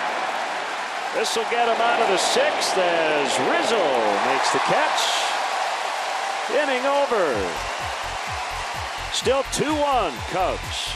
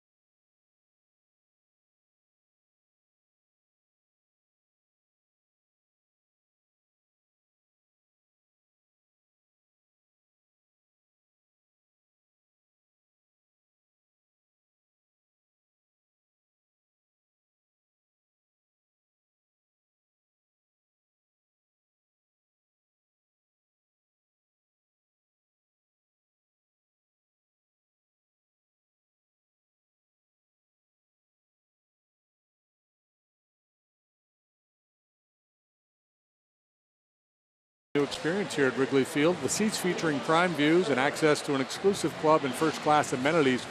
The experiences will allow fans to enjoy Cubs baseball in a whole new way. Visit CubsPremier.com to join the Premier Client Priority List. That's going to be really cool. It's going to be really, really cool. Bottom of the 6th, Cubs lead 2-1. Big moment as John Lackey got Jose Abreu to end the top of this inning. You know who says that? Really cool. It's really, really cool. Who says that? Hannah Montana. Ah. What's her name? You know, Miley Cyrus. Yeah, her. Never watched it. I trust that you're correct. I don't know if Hannah Montana said it, but I think Miley Cyrus might say it. At least people imitate her do. Toward the hole, it's Anderson. Off balance throw, and he got it. Well, we talked about what Anderson doesn't do, and that he doesn't draw a lot of walks, but there's a lot of potential there, and he's going to flash a little leather right here. Quick reaction on this ground ball. Gets around it, and good accurate throw to get Contreras, who was busting it down the line, and as you know, Wilson can run a little bit. Had Jimmy Rollins there to start the year. That didn't work out. Passed the baton to the youngster.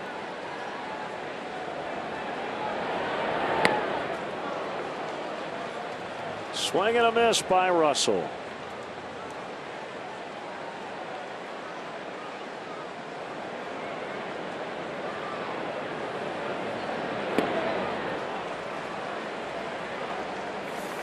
Time now for our Lowe's home field advantage. Addison Russell likes wearing the home pinstripes here at Wrigley Field. And there you go, right on cue.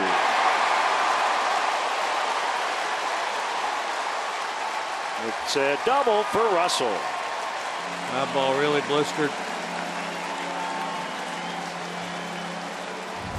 Sale made a couple pitches early, change up sinker to get the jump on it, but then he elevates and Russell makes him pay.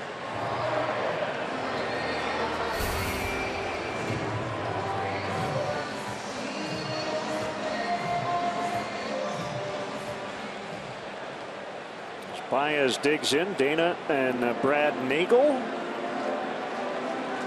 I want to say hi to their son Hudson, watching the game at home tonight in Frankfurt. Congrats to Mom, Dad, and Hudson. Their newest family member, Jackson Howard Nagel, born last night. Everybody's doing well. Pedro Strop. You normally see him getting loose in the bottom of the 7th. Everything has moved up now with the acquisition of Aroldis Chapman.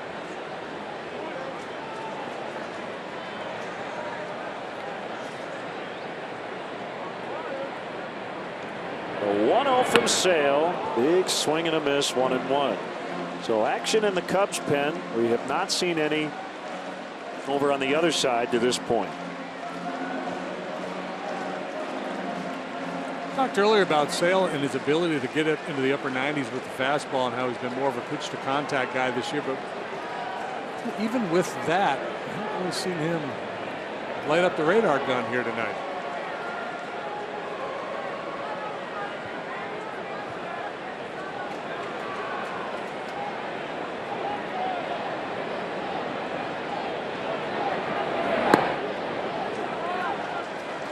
All arms and legs. There's some funk in there. Starts with that circle change grip.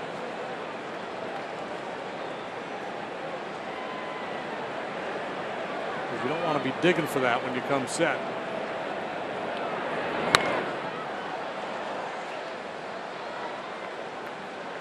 Birthday wishes. Owen Jansen, happy 10th. Dean Marshall has a 91st birthday coming up. Iowa City, Iowa. Cub fan. Charlotte Chagru coming to the park next Tuesday. She's 92. Looking forward to having you here.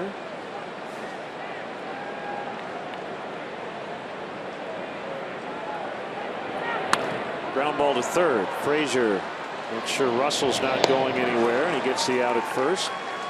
Matt Hickey, happy birthday, and Arlis Batalden, happy 80th.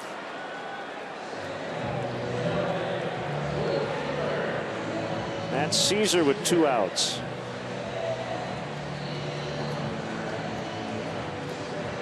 But the other thing the Chapman acquisition, JD, can do is allow Joe to maybe pull that starter just a little earlier than normal. David Ross is on deck. Looks like Lackey, 84 pitches, 6 innings. I think previously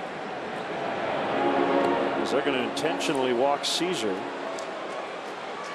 There's no way Lackey would have come out after 6 with a 2-1 lead. No, I don't. I think you're right. And Lackey's, Joe really trusts him, and he leaves him in there a little bit longer than maybe some of the other guys. But this rough patch he's gone through, I think, has influenced Joe a little bit. That along with this deeper bullpen. So this is the Kansas City Royal model, the ability to shorten games. What the Yankees had going this year with Chapman, Miller, and Betances.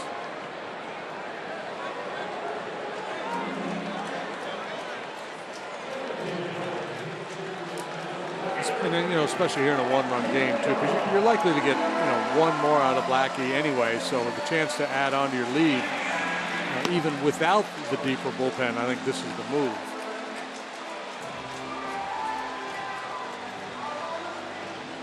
Don Cooper to the mound.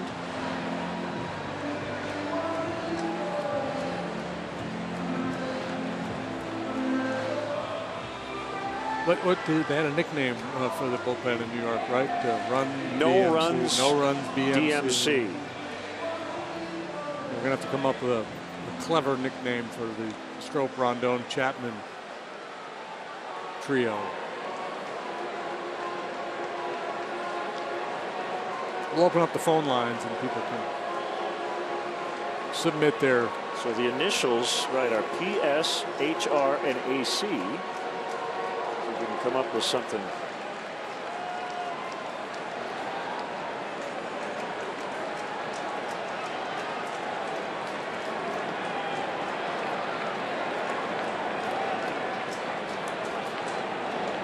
Two on, 2 down. It's David Ross off the bench. Takes a slow curve for ball 1. Fairly sure that was part of the message delivered by Don Cooper when he went out there. Hey, let's not just pump a fastball in there. Ross likes to attack that first pitch heater.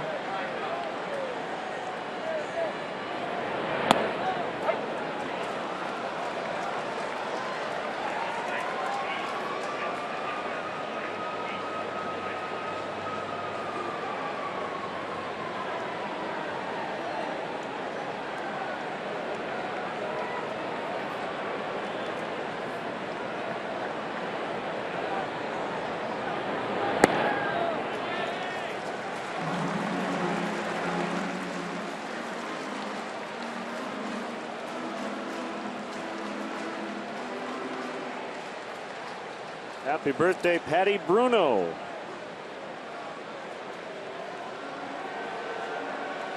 Hoping the Cubs can grab a win tonight. David Ross is a pinch hitter this year, 1 out of 4.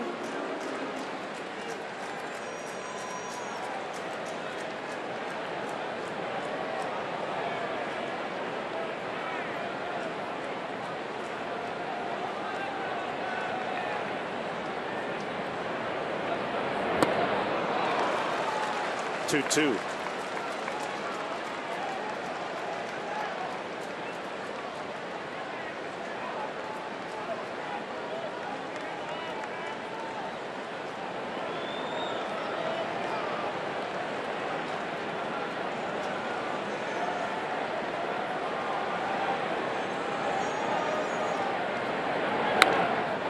Stays alive. lot of playing time lately for David. He had 9 at-bats in the month of July. Remember, he went on the concussion DL there just prior to the All-Star break.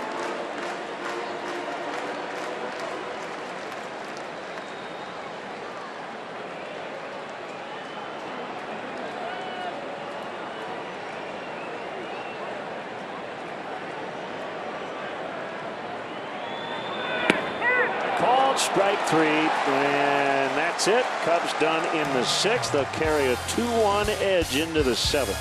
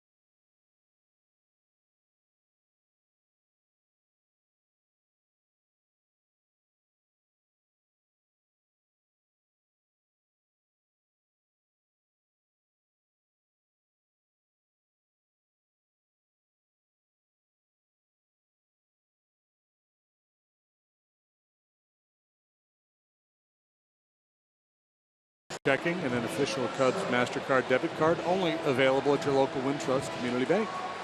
Go to wintrust.com/Cubs to learn more. Remember, FDIC.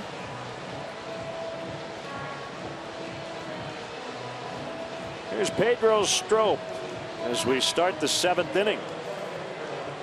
Pedro on for the 45th time.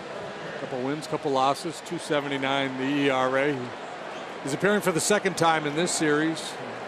On Tuesday, a scoreless inning. Faced 3 batters, got 3 ground ball outs. Used just 10 pitches.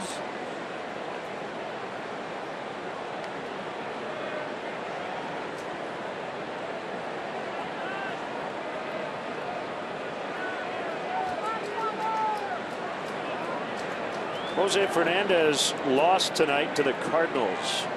He is 26-2 in his career at Marlins Park. So the Cubs need to hang on to this one to maintain their 6.5 game lead. Cardinals are surging. They've got 3 more in Miami this weekend.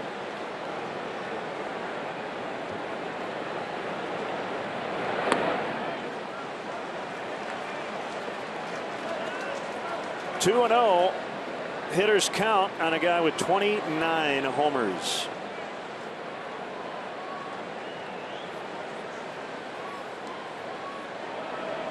The pitch. Shallow center. Baez will peel off as Fowler's got it. Tonight's CSN Bar of the Game presented by Coors Light is Kelsey's. To see the complete list of the CSN Bars of the Game presented by Coors Light, visit csnchicago.com.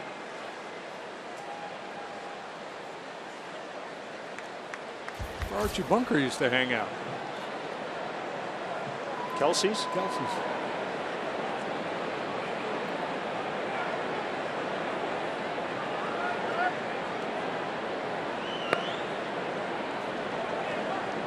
Ball 1 to Shuck.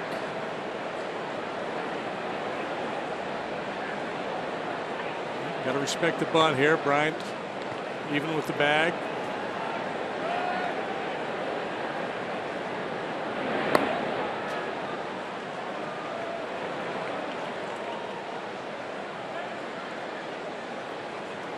Hit for an infield hit first time up. Anderson Russell made a real nice play on him.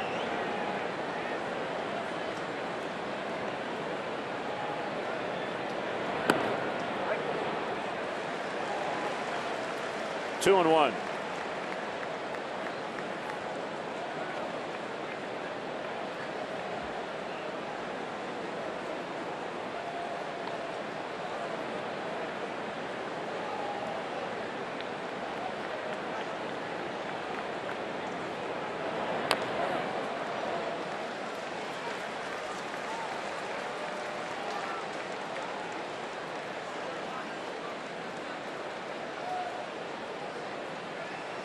$41,157, the paid crowd tonight.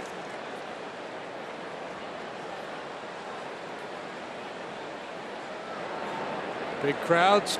Cubs playing great baseball in their home ballpark. 31-16 at Wrigley this year. Swing and a miss. 2 down. That's the best home record in the National League. And they've played the fewest home games in the National League, 47 home games. So well positioned here in the second half.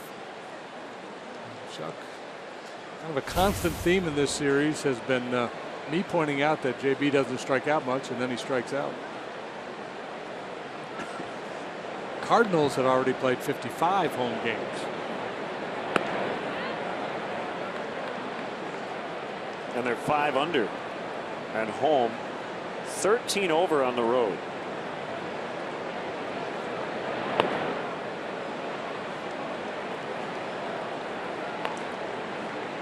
Strope's gone 2-0 on all 3 hitters.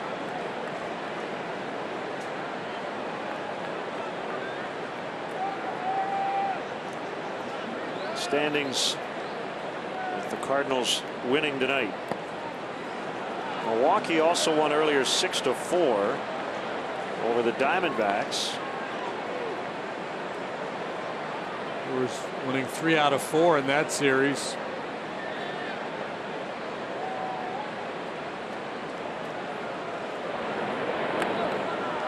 And Navarro draws the walk. There had been some speculation that Chip Hale, the manager of the Diamondbacks, might be in trouble. Dropping 3 out of 4 to the Brewers is not going to help his cause.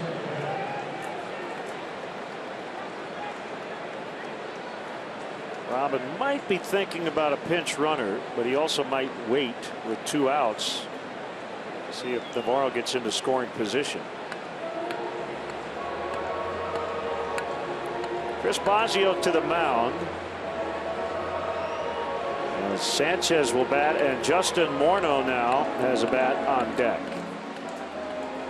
In the pitcher spot. Travis Wood jumps up in the Cubs bullpen and starts to loosen.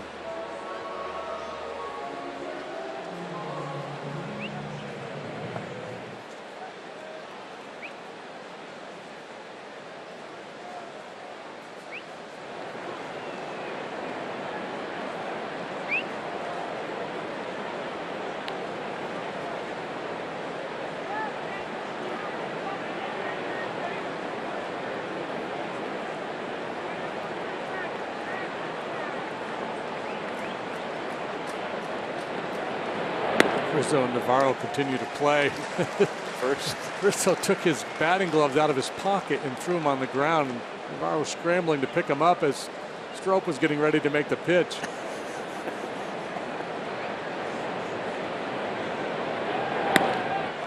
They're like Adrian Beltre and Elvis Andrus. Yeah, they're on the same team.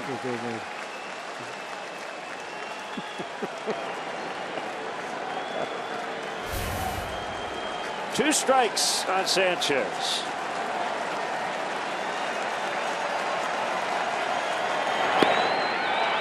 A little wide on 96.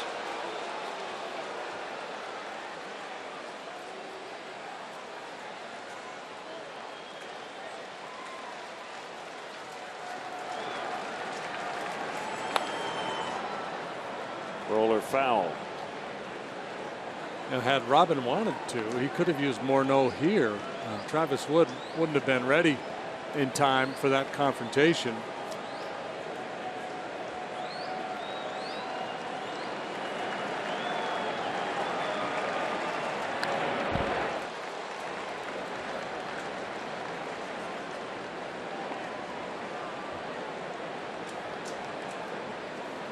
Judge has pretty good glove man, hasn't done a whole lot with the bat lifetime, and he doesn't have a huge number of major league at bats. 214 versus right-handed pitching in his career. Another 1-2. He held. Contreras decided, rightly so, to tag first and ask questions later.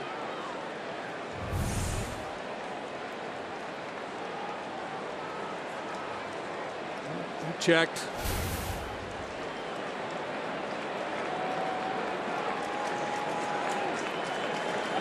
Here's where you want to make the pitch. You don't want to go full.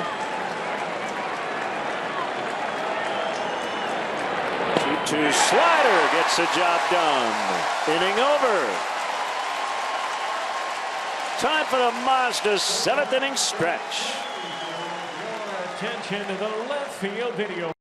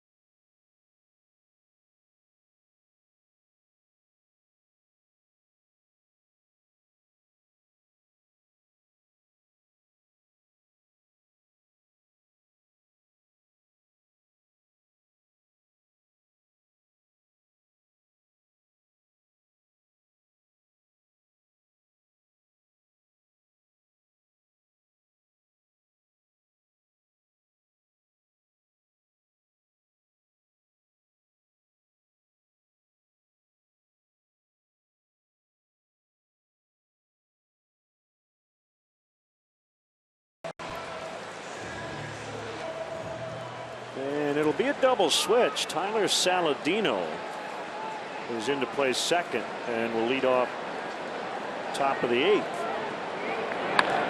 Fowler greets Jones with a top spinner that's caught by Eaton.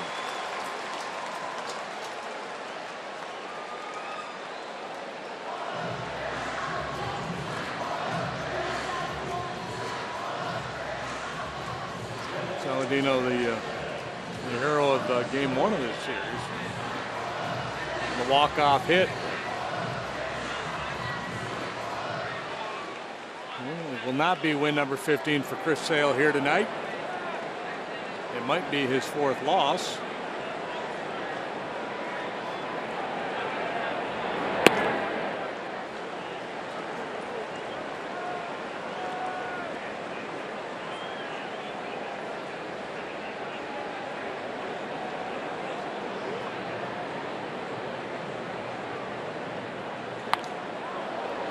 Riot fouls.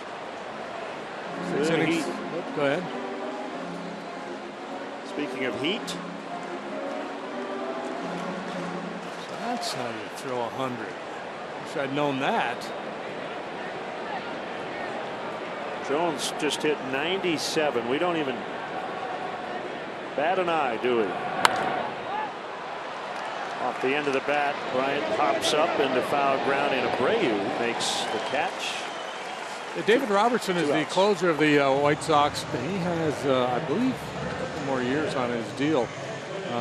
Speculation that the White Sox are looking to move him. The Washington Nationals have Bob Schaefer here at the ballpark. He's a special advisor for the Nationals, so they may be keeping an eye on some of these late inning guys for the Nationals. Jones has got a good arm. Robertson, obviously the closer, has got good stuff and has experience in the role. Jonathan Papelbon has had his struggles, and the Nationals were pursuing Aroldis Chapman.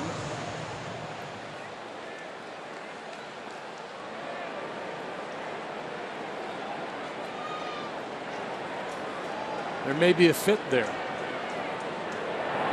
Rizzo fouls. Well, back to your point about Justin Morneau. He might not get a chance in this game, because if you're assuming Chapman gets the 9th tonight, you're probably not going to use the lefty in the 9th. Right. And in the 8th, they have the top of their order coming up. So that might have been the spot to use him. Yeah, you double switch Saladino into the game, so he's now in the pitcher's spot. I think Morneau for Sanchez would have been the play there. And as you said, Wood had just started to get loose. That's the other thing about having Chapman. You think about a lot of the really good pinch hitters. If you're left-handed, they're probably not going to be used against him. Yeah, you might as well play that card early. Swing and a miss. Cubs go down quickly and quietly in the 7th. They lead 2-1.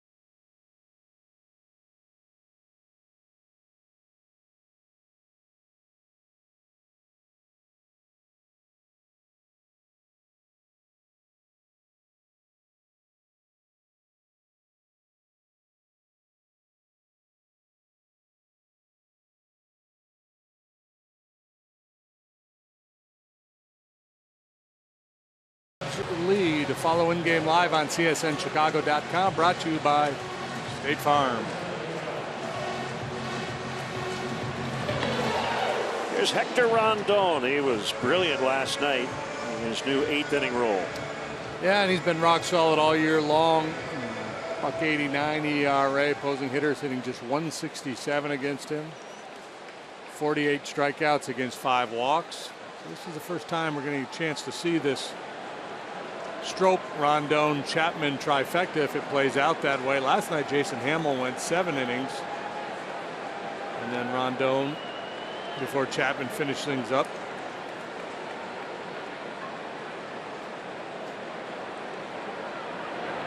First pitch misses high, way high, for ball 1. When Hector's at his best, he doesn't take a lot of time. A 7-pitch 8th inning last night.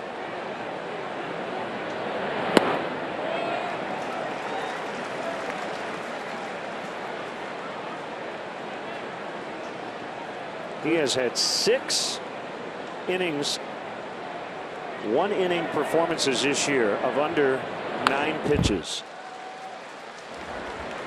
He throws strike one a high percentage of the time. Good life down in the zone for Rondon. Good action on that ball. 95, 96 miles an hour with run down around the knees. It'll get you a lot of weak contact.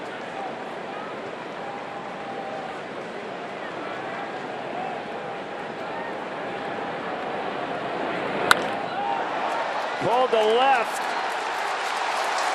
And that will get the tying run in the scoring position with nobody out. Leadoff double by Saladino.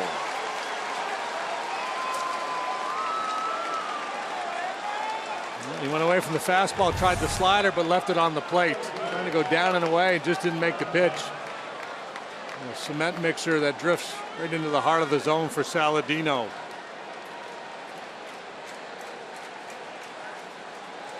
Let's go down to Kelly Kroll.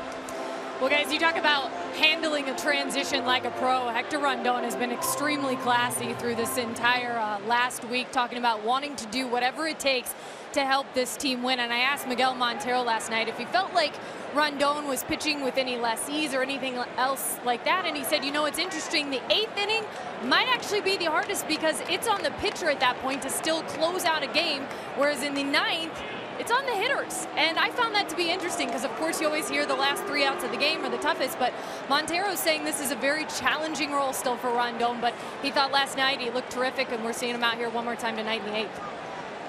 It's all high leverage stuff. Late inning, close ball games, high leverage situations. Eaton fouls. I mean, in the 9th inning, there's the dynamic of, you know, you're the last resort. The way the game is managed now, rarely does a manager pull his closer in the 9th. He's either going to sink or swim with the closer. So there isn't, you know, that dynamic for an 8th inning guy. But a lot of times it's heavier lifting. You might come in with a man on base. You might be facing the middle of the order. Bunted by Eaton, and that ball is going to be foul. Rondon waited till it got to the left of that chalk line.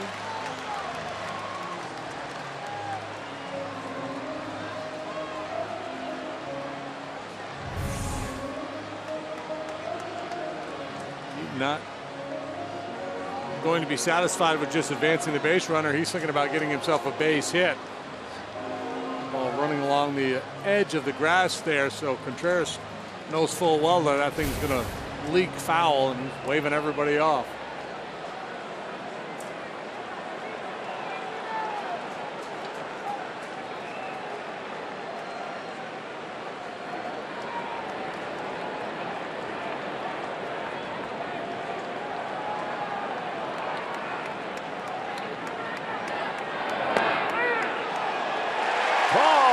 Strike 3.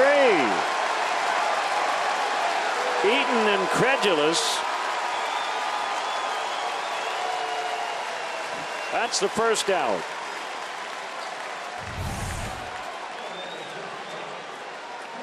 There's that two-seam runner, and it's off the edge. That's the one you get that side of the plate more often than the other side because the catcher doesn't have to reach for it.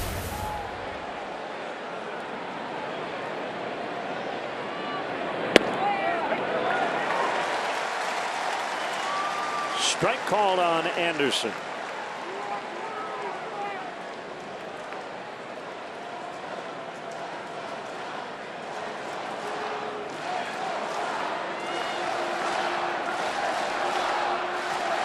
Chapman up. It could be more than an inning tonight, potentially. And that one gets past Rondon, but Baez is there. Out at first. Saladino advances to third, but there are 2 outs. Here comes Joe.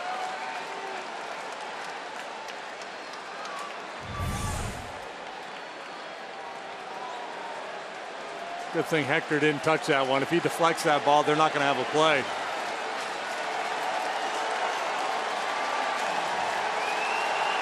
If you're a pitcher and you got Russell and Baez behind you, let them make the play. The Midas Tire and Auto Service call to the pen. Chapman in the 8th. We'll be back.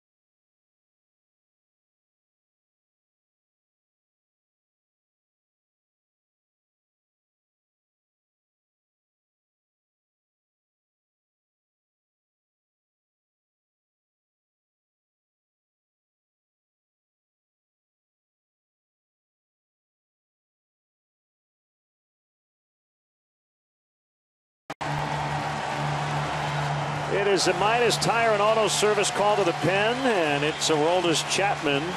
He pitched in an 8-1 ball game last night, 1-2-3 with 2 strikeouts. All the fastballs hit triple digits. A much different story tonight. 8th inning, 2 outs, runner at third. Cubs lead 2-1. Cabrera, the switch hitter, has been better from this side of the plate. I don't think Joe's thinking here is he's just not going to let this lead get away without using Chapman. There's a pitch. 99 and high.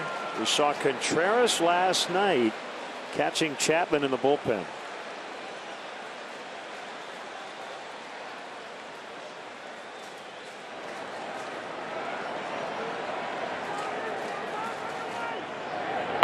Swing and a miss.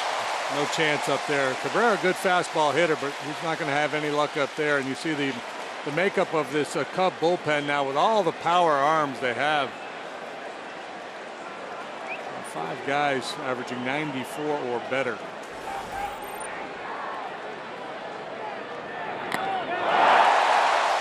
A 100 that time on a foul tip, strike 2. 1-2.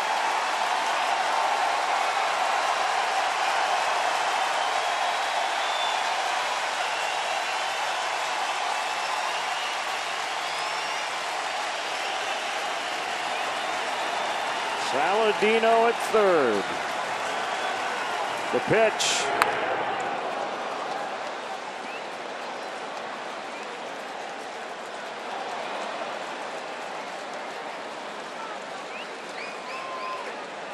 Chapman throws his fastball about 80% of the time. And then sliders and once in a while a changeup.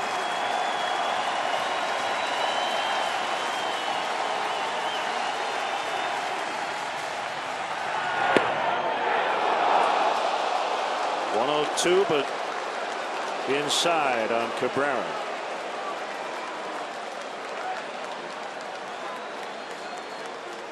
Pretty robust, those numbers for Cabrera against southpaws.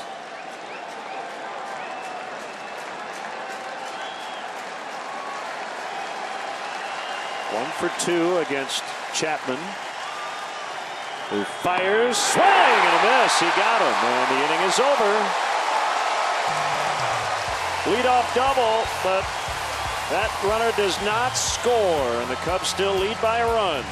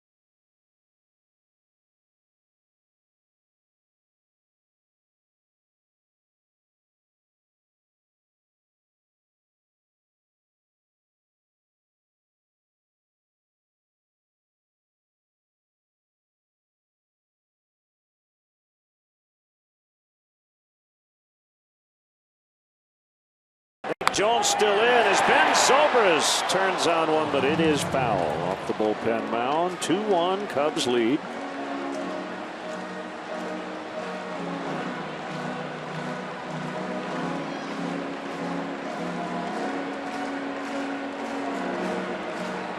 Ben's RBI single back in the third, the difference maker so far in this ball game. Sale was good tonight. Lackey a little bit better. Abreu can't get it over his head. Zobrist on his way to second. He's going to try for 3, and he's going to make it. Eaton had a little trouble with it in right. It's a triple.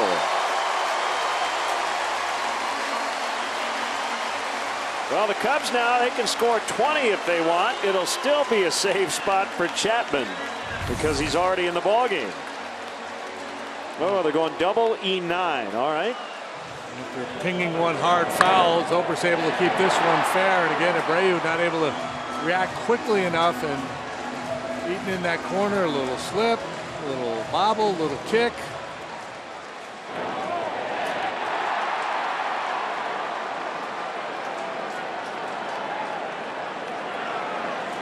Only thing is, I think Ben was trying for 3 no matter what. Once that ball hit the wall, I would have given him a triple. Infield in.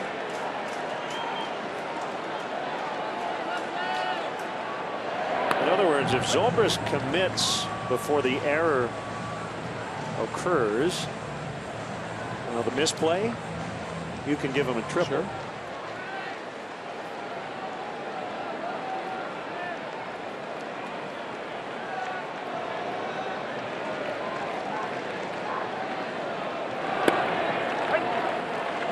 Two.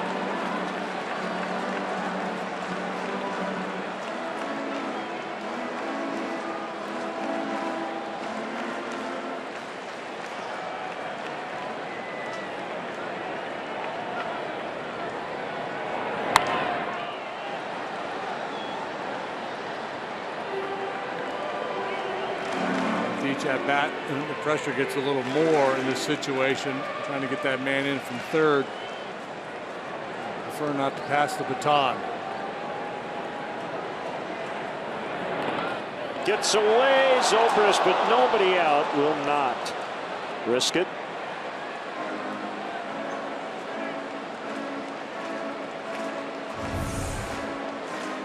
Slider in the dirt. Navarro has a kick off his chest protector. Good quick reaction and a good decision by Zobrist.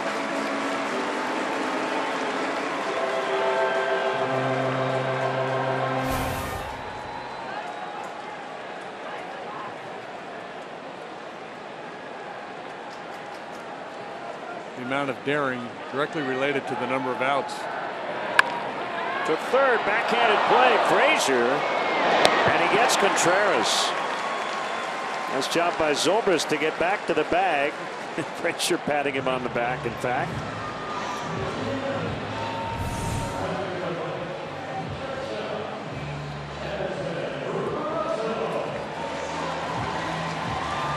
Frazier fakes the handoff and then goes downfield.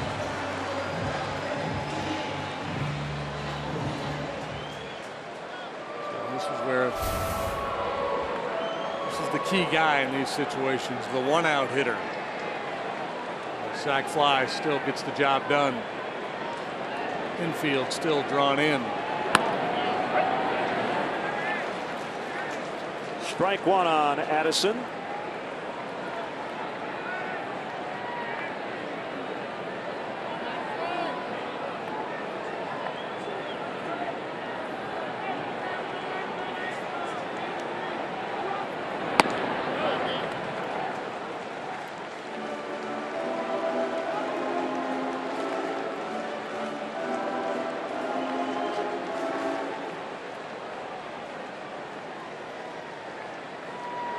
Jones 1, 2, 3 in the 7th.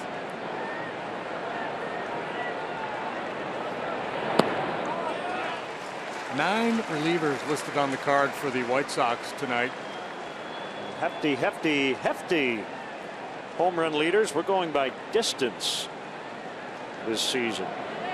Jorge Soler should be back soon.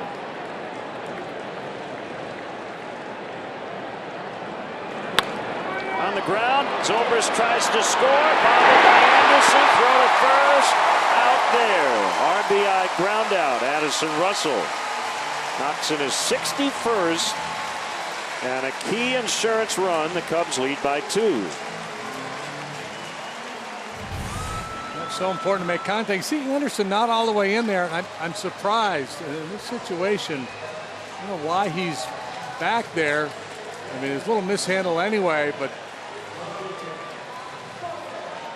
I mean, if he picks that up cleanly, that still might be a really tight play at the plate. It's that situation last night where they were playing for 2 with nobody out and a man on third, you know, late in the game when they were down a couple runs.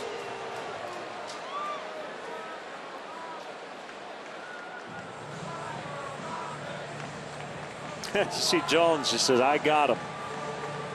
Trying to talk Robert into letting him face Baez.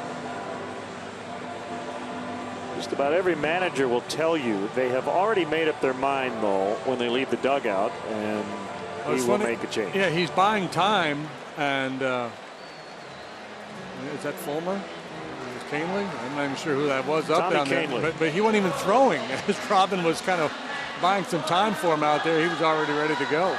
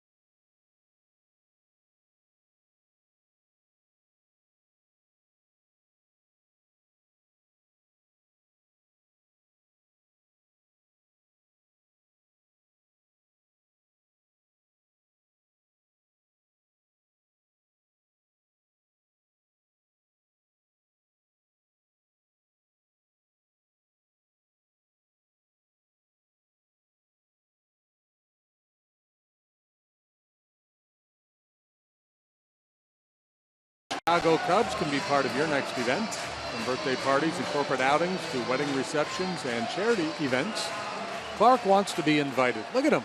He's dying to be there. Visit Cubs.com/kids for more information on bringing Clark to your next party. Time for the Midas Tire and Auto Service call to the pen. Tommy Kahnle. First look at Kahnle in this series.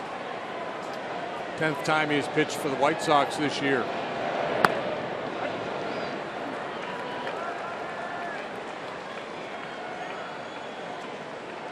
Fastball, slider, and a change, and as you see, he can rush it up there. That one 96.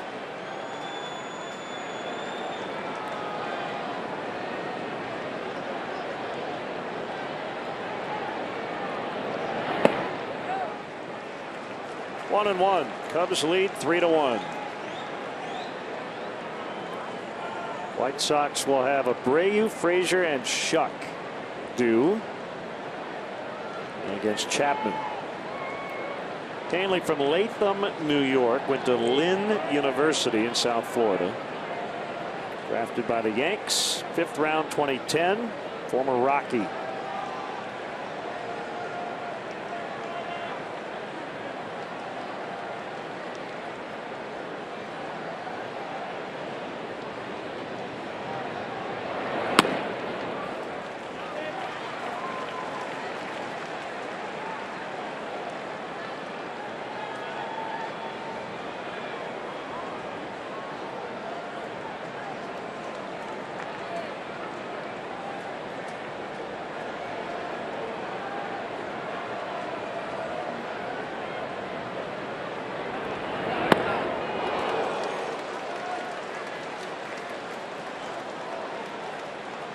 2-2.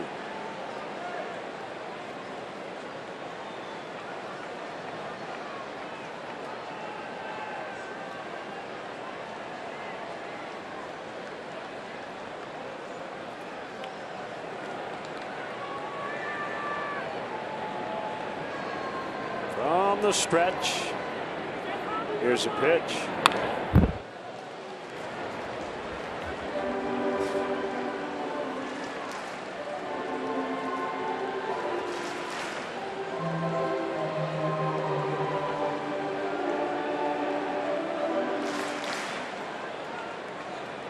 Baez keeps the inning. Yeah, it'll be Tommy. And Sox have a lefty working. I believe that's Jennings. Ouch. And fells Baez.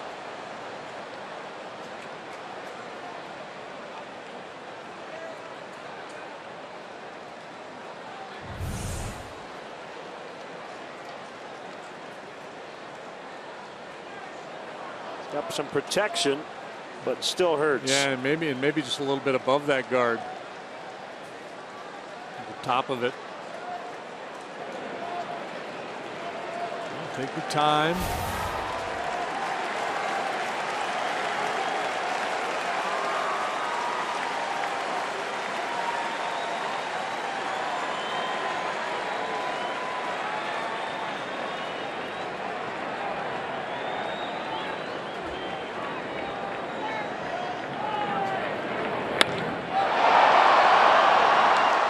Play. That is still shaken up. And they're going back to back with that changeup inside. Changeup at 90 miles per hour.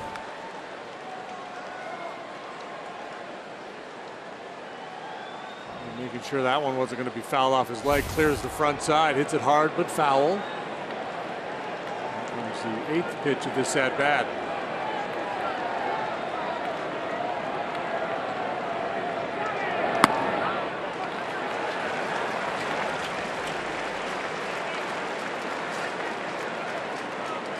Only pitched 36 times for the Rockies last year. A 486 earned run average, 33 in the 3rd innings.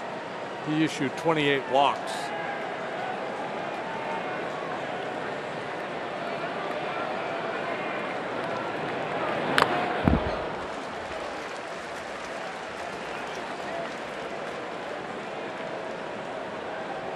That's too many. That's too many, yeah. You got the throw hard part of it down good, but where's it going is a little bit of an issue.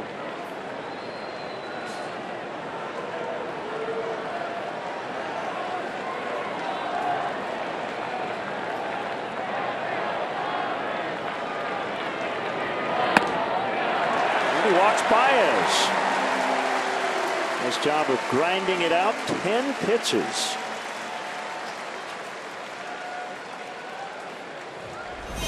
Upcoming schedule brought to you by PNC as the Mariners come to Wrigley Field. We're on CSN 1 o'clock Central Time tomorrow, Friday, and Saturday, which is a day after Friday.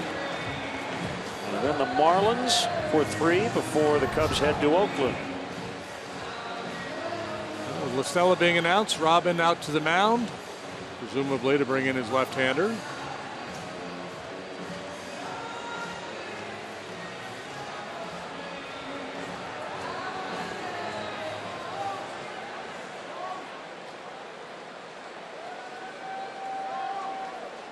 Maybe not. Dan Jennings. What's the deal with all the conversation? He likes to talk.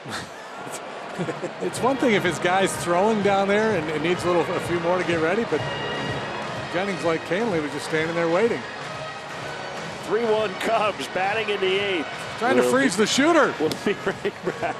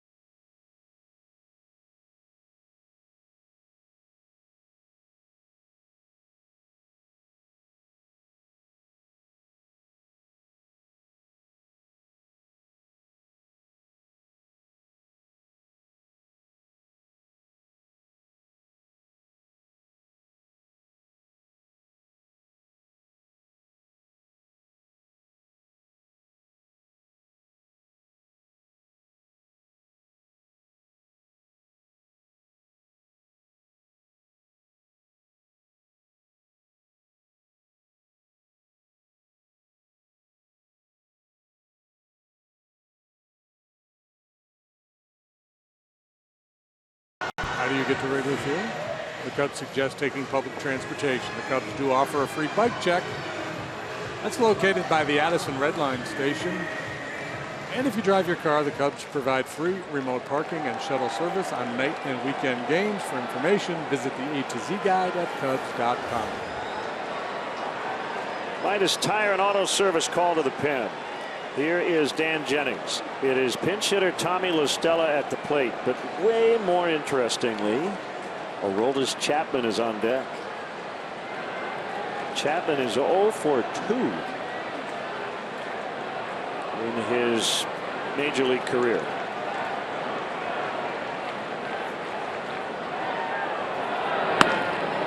And you could make a case, and I know it's lefty-lefty here, just intentionally walk La Stella.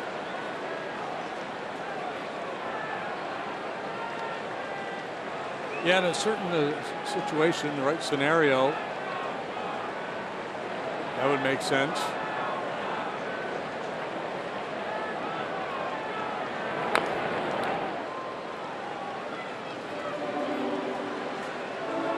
Now it's 0-2. Tommy's got him right where he wants him. So he's got a pitch to him. I say if you're Javi, run here.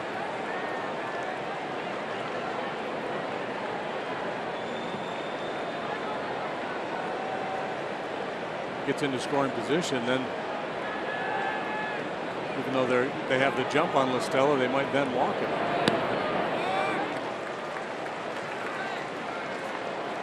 I guess what's the more likely scenario here?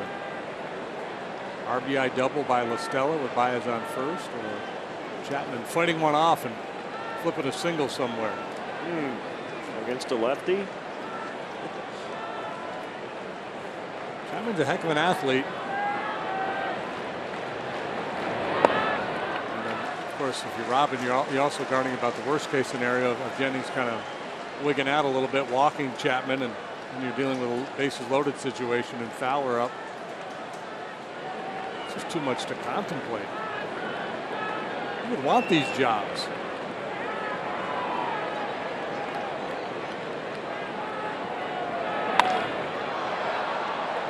Left field. Cabrera over into foul ground, and he can't get it. And he ends up in the lap of Mike Montgomery. How you doing, fellas? Settle in, have a seat.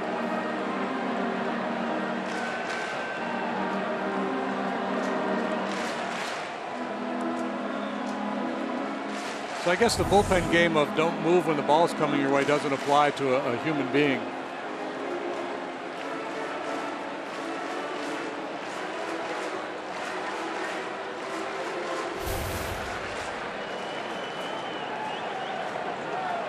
Good source tells me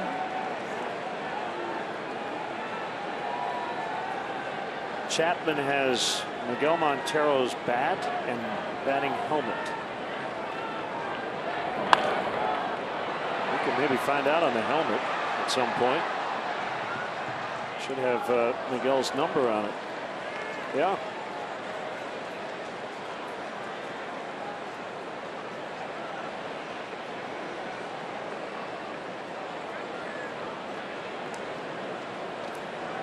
Kind of fun.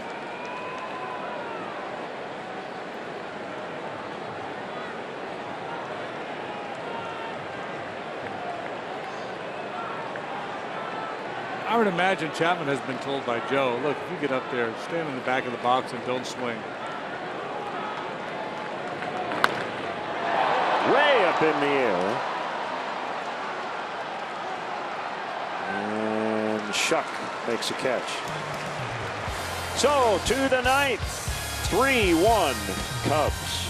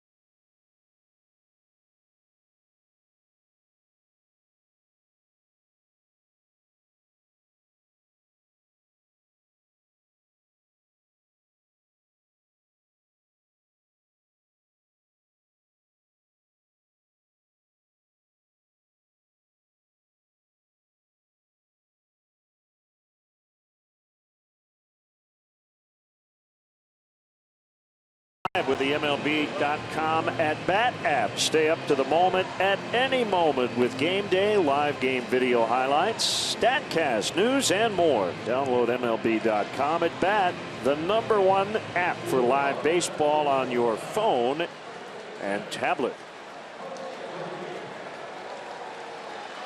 Zobrist goes from right to left. Hayward comes in to play right.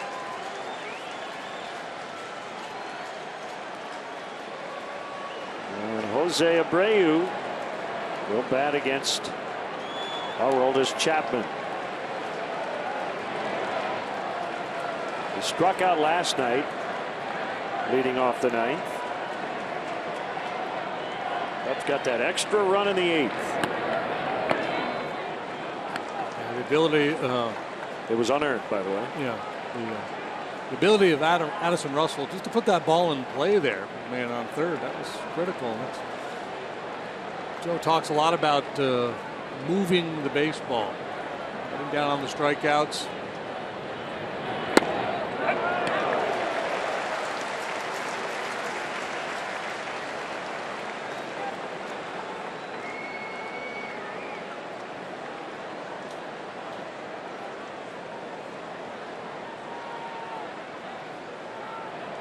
Has not gotten the ball out of the infield tonight. A couple of ground balls and a pop-up.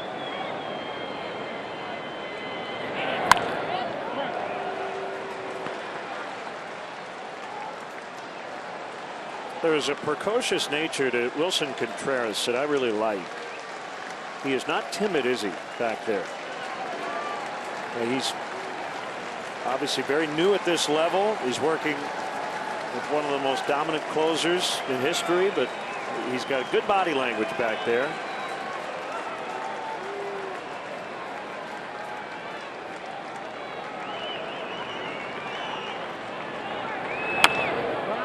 Dribbled foul, and you just kind of get the impression that Wilson's very coachable too. Yeah, he's coachable. He he has a lot of energy, and he knows that's part of the catcher's job, is to be a take charge guy. So yep, that's what he's trying to do.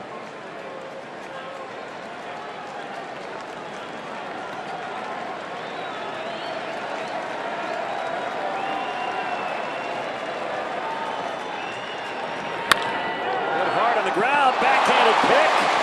Addison Russell. That was a 103-mile-an-hour fastball. Probably left the bat at that or higher.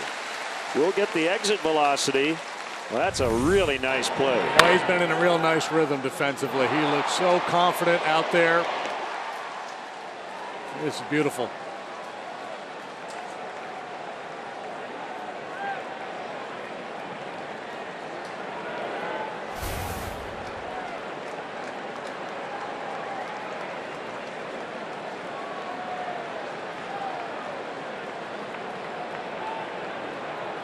Todd Frazier fouls away.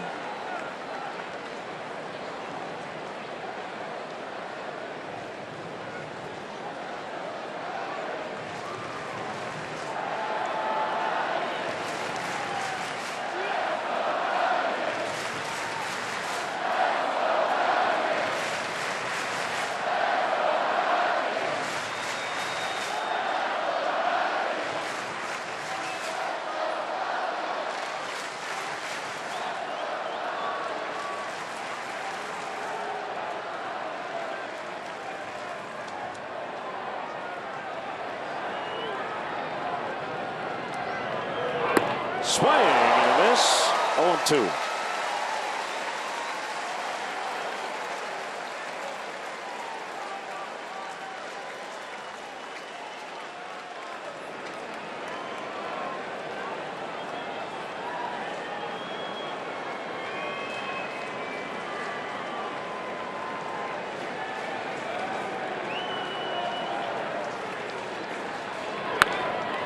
Another foul by Frazier.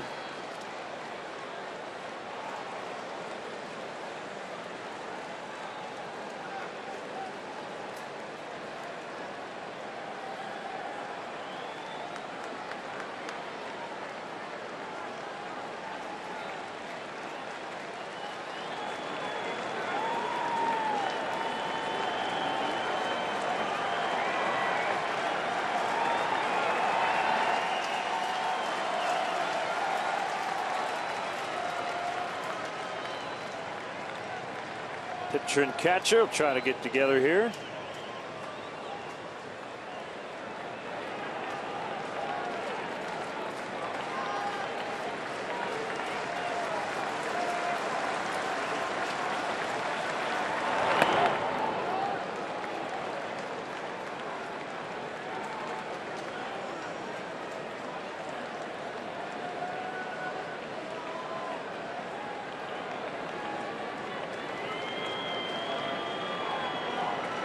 Avisail Garcia is on deck for Shuck. It's the same part of the order he faced in the ninth last night. High again, 2-2. And maybe just overthrew that one a little bit. Reggie Jackson years ago asked about facing Nolan Ryan. You know, the point was made to Reggie, you like to hit fastballs, don't you? And Reggie said, yeah, I like ice cream too, but I don't like gallons of it shoved down my throat.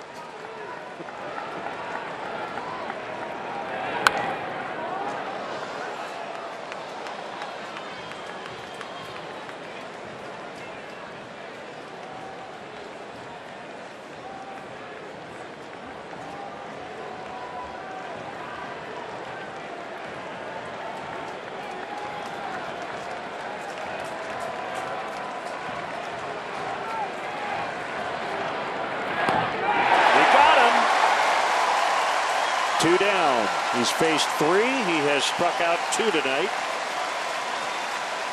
Time for a Benny's Beverage Depot toast of the game. John Lackey has a shot at his first win in a while. He was brilliant tonight. Benny's is the official champagne provider of the Chicago Cubs. Retired 10 in a row at 1 point. 6 innings, 4 hits. Just 1 run, 1 walk, 4 punch outs for Lackey. It will be his first win since June 8th.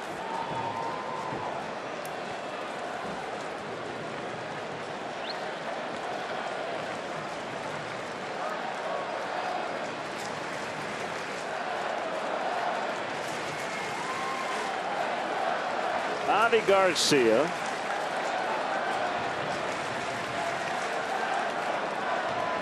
For Shuck.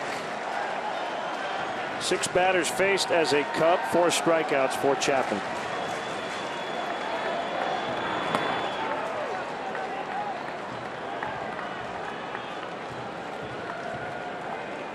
Telling you, if he lobbed one up there at 70 miles an hour, Garcia might swing 3 times.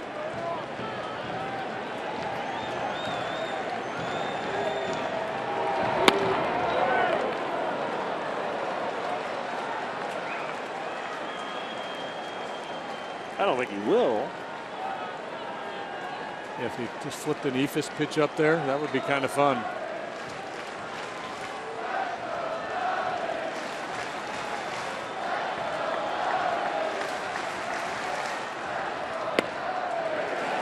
Two and one.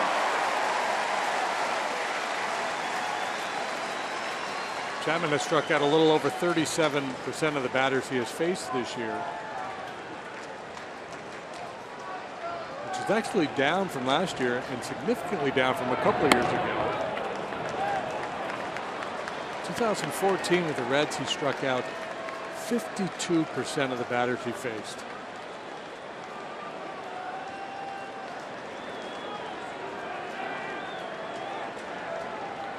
To provide some context, league average is typically 20-21%. So he's like the big kid in Little League, striking everybody out. Took a little something off at 98. It's 3-2.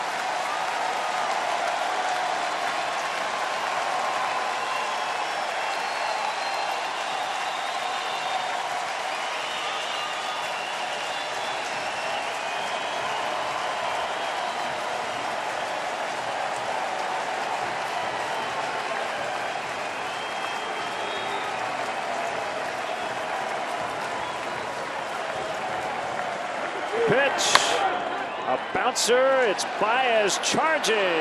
Cubs win. Cubs win as Aroldis Chapman gets his first save as a Chicago Cub. The home team won all 4 games in this Crosstown Cup. White Sox took both on the south side. Cubs win both here on the north side. Cubs able to scratch out a couple runs early against Chris Sale tonight. John Lackey and the bullpen makes it stand up. Well, for the first time, we see the Strop, Rondon, Chapman finish to a ball game. Hector went 2/3 of an inning, allowed a hit, no runs after Strop pitched to scoreless. So a 4-out save for Chapman tonight. After working last night, may not be available for the ball game tomorrow, but Joe will worry about that one tomorrow morning. Cubs maintain their 6.5 game advantage in the division. The Cardinals also won in Miami tonight over Jose Fernandez. Let's go down to the field. Kelly Kroll with Ben Zobrist. Thanks a lot. Well, Ben, you spoke before the game about how important it would be, especially down the stretch, to get the offense going early. Tonight, you guys got a run in the first. You got the go-ahead RBI in the third. How did that change the complexion of the game tonight against Chris Sale? Well, it was big. You know, when you're facing a tough guy like that, you really want to get on the board early. You know, you want to have good, tough at-bats, and I think up and down the lineup, we got his pitch count up early in the game, you know, and that's a big thing. Some of it was because we're just fouling off tough pitches, you know, but the other thing is he's tough to square the ball up on. So we did a good job of doing what we could early and scratching a few out, and Lackey did a great job on the pitching end. Speaking of which, tonight's the first time you guys have gotten to see the Strop, Rondon, Chapman look. What do you think? It's great. You know, it feels great, especially when you're up 1 run. And you got those guys coming in the 7th. You know, like I said before the game, it shortens everything, and it gives the starting pitcher a little breather. You don't feel like he's got to go out there for one more when you got those 3 guys for the 7th, 8th, and 9th. So they did their job well tonight, and that's sure fun to watch. Pretty good to get that last run there, too, that insurance run by Addison with you going all the way to third there on the leadoff. Yeah, of course. Those are big runs late in the game when you're up 1. You scratch 1 more out there. You know, it just gives a little bit of breathing room to your closer, and you know, he did a great job in the 9th. Ben, thanks a lot. We appreciate it. There you go, guys. Cubs and Sox split the crosstown series, and Ben Zobrist, a nice night for him. 2 for 4 there with an RBI. Kelly, thank you. And for JD, for Kelly, and our entire CSN crew here at Wrigley Field, Len Casper reminding you tomorrow we'll have the Cubs hosting the Seattle Mariners. Only the 2nd time they've been here at Wrigley Field. Pre-game coverage kicks off at 12:30. Much more to come. Blue Cross Blue Shield Cubs post-game live is next. Final score once again, Cubs 3, White Sox 1. Stay tuned.